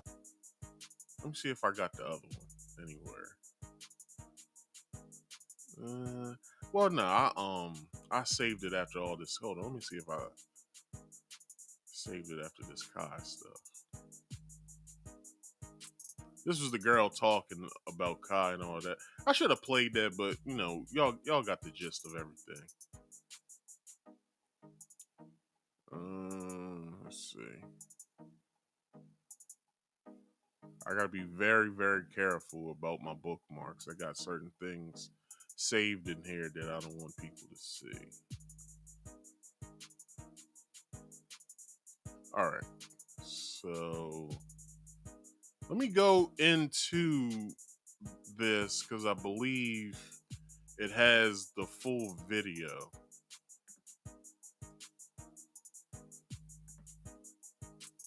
Let's see. Okay, here's the full video. Hey, I'm Officer Glorilla, Swanee Police. So the reason I pulled you over today is because you made a U-turn at a red light. Okay.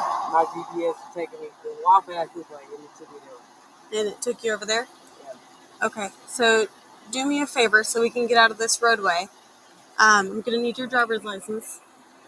I'm going to go back to my car. I'll flash my lights at you. Whenever I do that, or whenever these cars pass us, I want you to turn into this turn lane over here, okay? And just stay right there for me. Were you drinking tonight? I'm not drunk. Okay, so I can smell it coming from your breath, okay? All right, when you roll down the window, okay? Yeah. So, in a few minutes, I'm going to have another officer come over here, and we're going, if you're willing, I'm just going to ask you a few questions, okay? Okay. All right, how many drinks did you have today? I'm cool. Cool. Yeah, I ain't drunk or nothing. For a 7 ready, that's certainly a good 7. How many nicks did you have, ma'am? I'm okay. That's not my question. I'm okay, I'm telling you. 10-4. Ma'am? I'm okay. Not only can I smell alcohol coming from your breath, but I can also smell marijuana coming from this car. Mm-hmm. Okay? So, in just a moment, I'll be searching this car. Is there anything that I'm going to find in this car? I have a gun registered to my name. A gun? Okay, Yeah. where is the gun at? It's okay, you don't have to reach for it. Where is Yeah, it? it's in the car. Where is it? In the car. Yes, ma'am. Where at? It's in Just my for back my seat. safety? Okay. Yeah, it's in my back seat. Where, is it like in a bag or? No, it's just in the back seat. Okay. All right. Any marijuana? Not nothing I can go to jail for. That's not what I'm asking, man. I just want to know. I mean, I'm going to find it either way. I can it's smell maybe it. like a 2 point something. Do you know who I am? No, I don't. No, ma'am. Okay. No. You said an opening. An opening where? No, it's called, the club is called Open in the county. I think I've heard of opium. Never heard of me though. That's fine. You don't know who I am. Okay, well, you're not. I know last name Woods. From what I just saw, but that's all. It's all right. It's all right. But yeah, it's okay. I'll wait on you. Enlighten me on who you are. You seeing me? No, because you still gonna kick on me. It don't matter who I am. Pick on you? I'm not picking on you. You're driving and I can smell alcohol off your breath. But I'm not drunk. I can tell you this. I can promise you that I do. But yeah, I'm on your TV. Would you submit to the roadside? And what if I don't? What's my right? The right is to say no. Yeah. You have the right to refuse. Mm-hmm. Yeah. It's voluntary. Yeah. It's voluntary? Okay. Are you refusing? What would you like to do or you like to refuse? I would like to refuse. You would like to refuse? Ma'am, you're, cover up. Oh, I'm sorry. Thank you. All right. So do me a favor to sit right here for me, okay? Okay. Can you tell my brother y'all names? Yeah, yes, I'll give him all that information. We're going to go talk to him in just a moment, okay? Can I get him my jewelry off of me? Can you take it off me and give it to him right now? Yeah, actually, that's fine. I'll let you take it all off and just Yeah. I'll give it to him. Yeah. So I'll give my jewelry. Now, if you want to put it directly in his hand, I'm letting you know these 3 rings right here. I told you that you don't want to put it in. No, that's fine. Do you have any other necklaces or anything that you Yeah, just I have a take? necklace on me as well. Okay, turn around for me. Can you let me pee on the side of the road? No, ma'am. We'll get to the jail in just a moment, okay? Oh, it's close. Oh, my God. I don't know what it is. Oh, my God. You've never been to jail? I've never been to Gwinnett County Jail? I went 30 minutes. Do I get out the jail fast? That is on them. I don't know their process. I have never worked there. Oh, my God. Y'all doing the most. 7 radio, 295, 1 female. All right, we're going to get right back here. Hell? Can you bring my phone? Just wait right here. Yep. Hop in. Oh, my God. I haven't been one of these in years. I'm about to call my lawyer. Okay. So I'm going to reach over you and grab this seatbelt, okay? All right.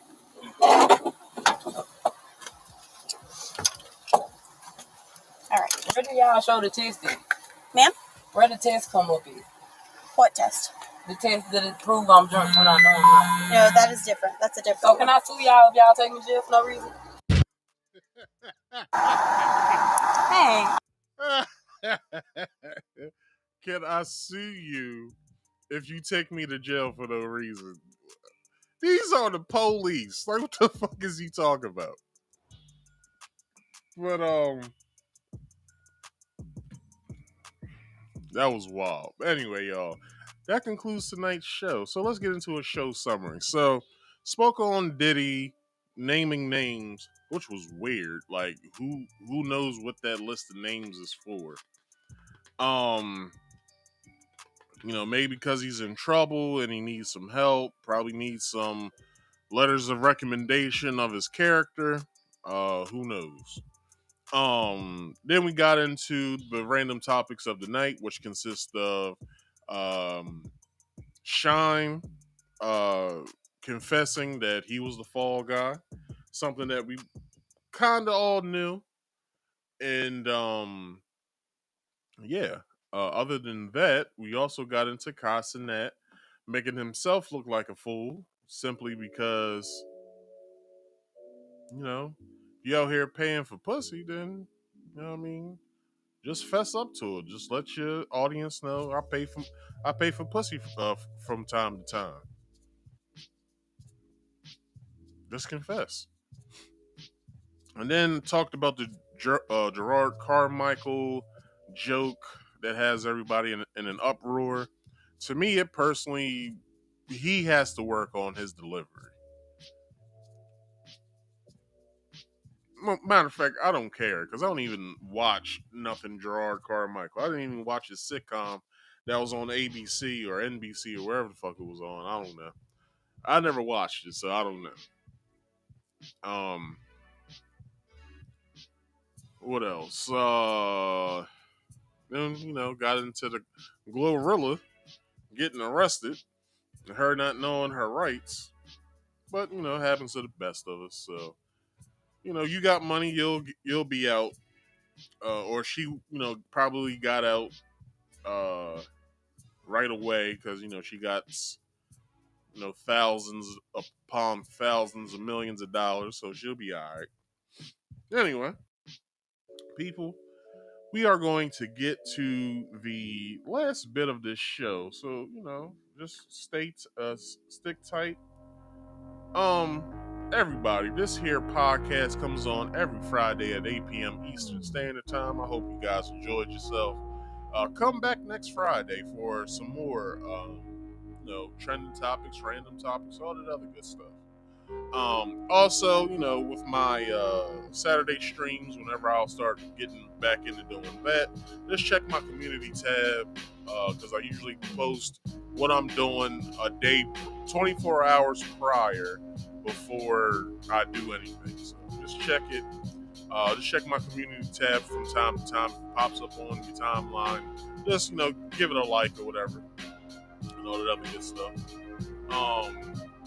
Also, please go ahead and subscribe to this here channel, Market Speaks, and also if you can go to the description box, and if you haven't already downloaded Rumble, and then come back here and hit the link, and then follow me over on Rumble. I believe 10 more people have to subscribe to me over there so I can start streaming live over there.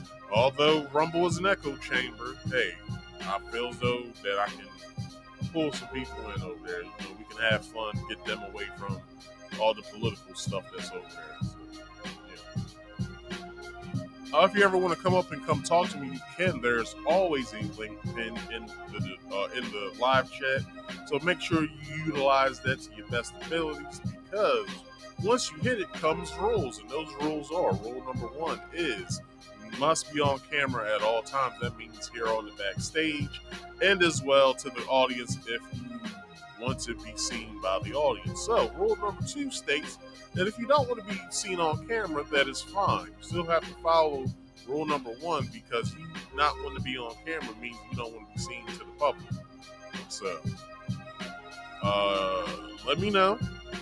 There's a question back here I would like for you guys to answer. Leave your name and your answer, and I will accommodate you from there. And please mute all background noise. Use wired headphones when you do.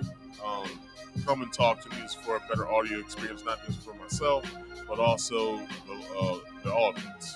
So make sure you find a nice secluded spot in your house, nice quiet and secluded spot.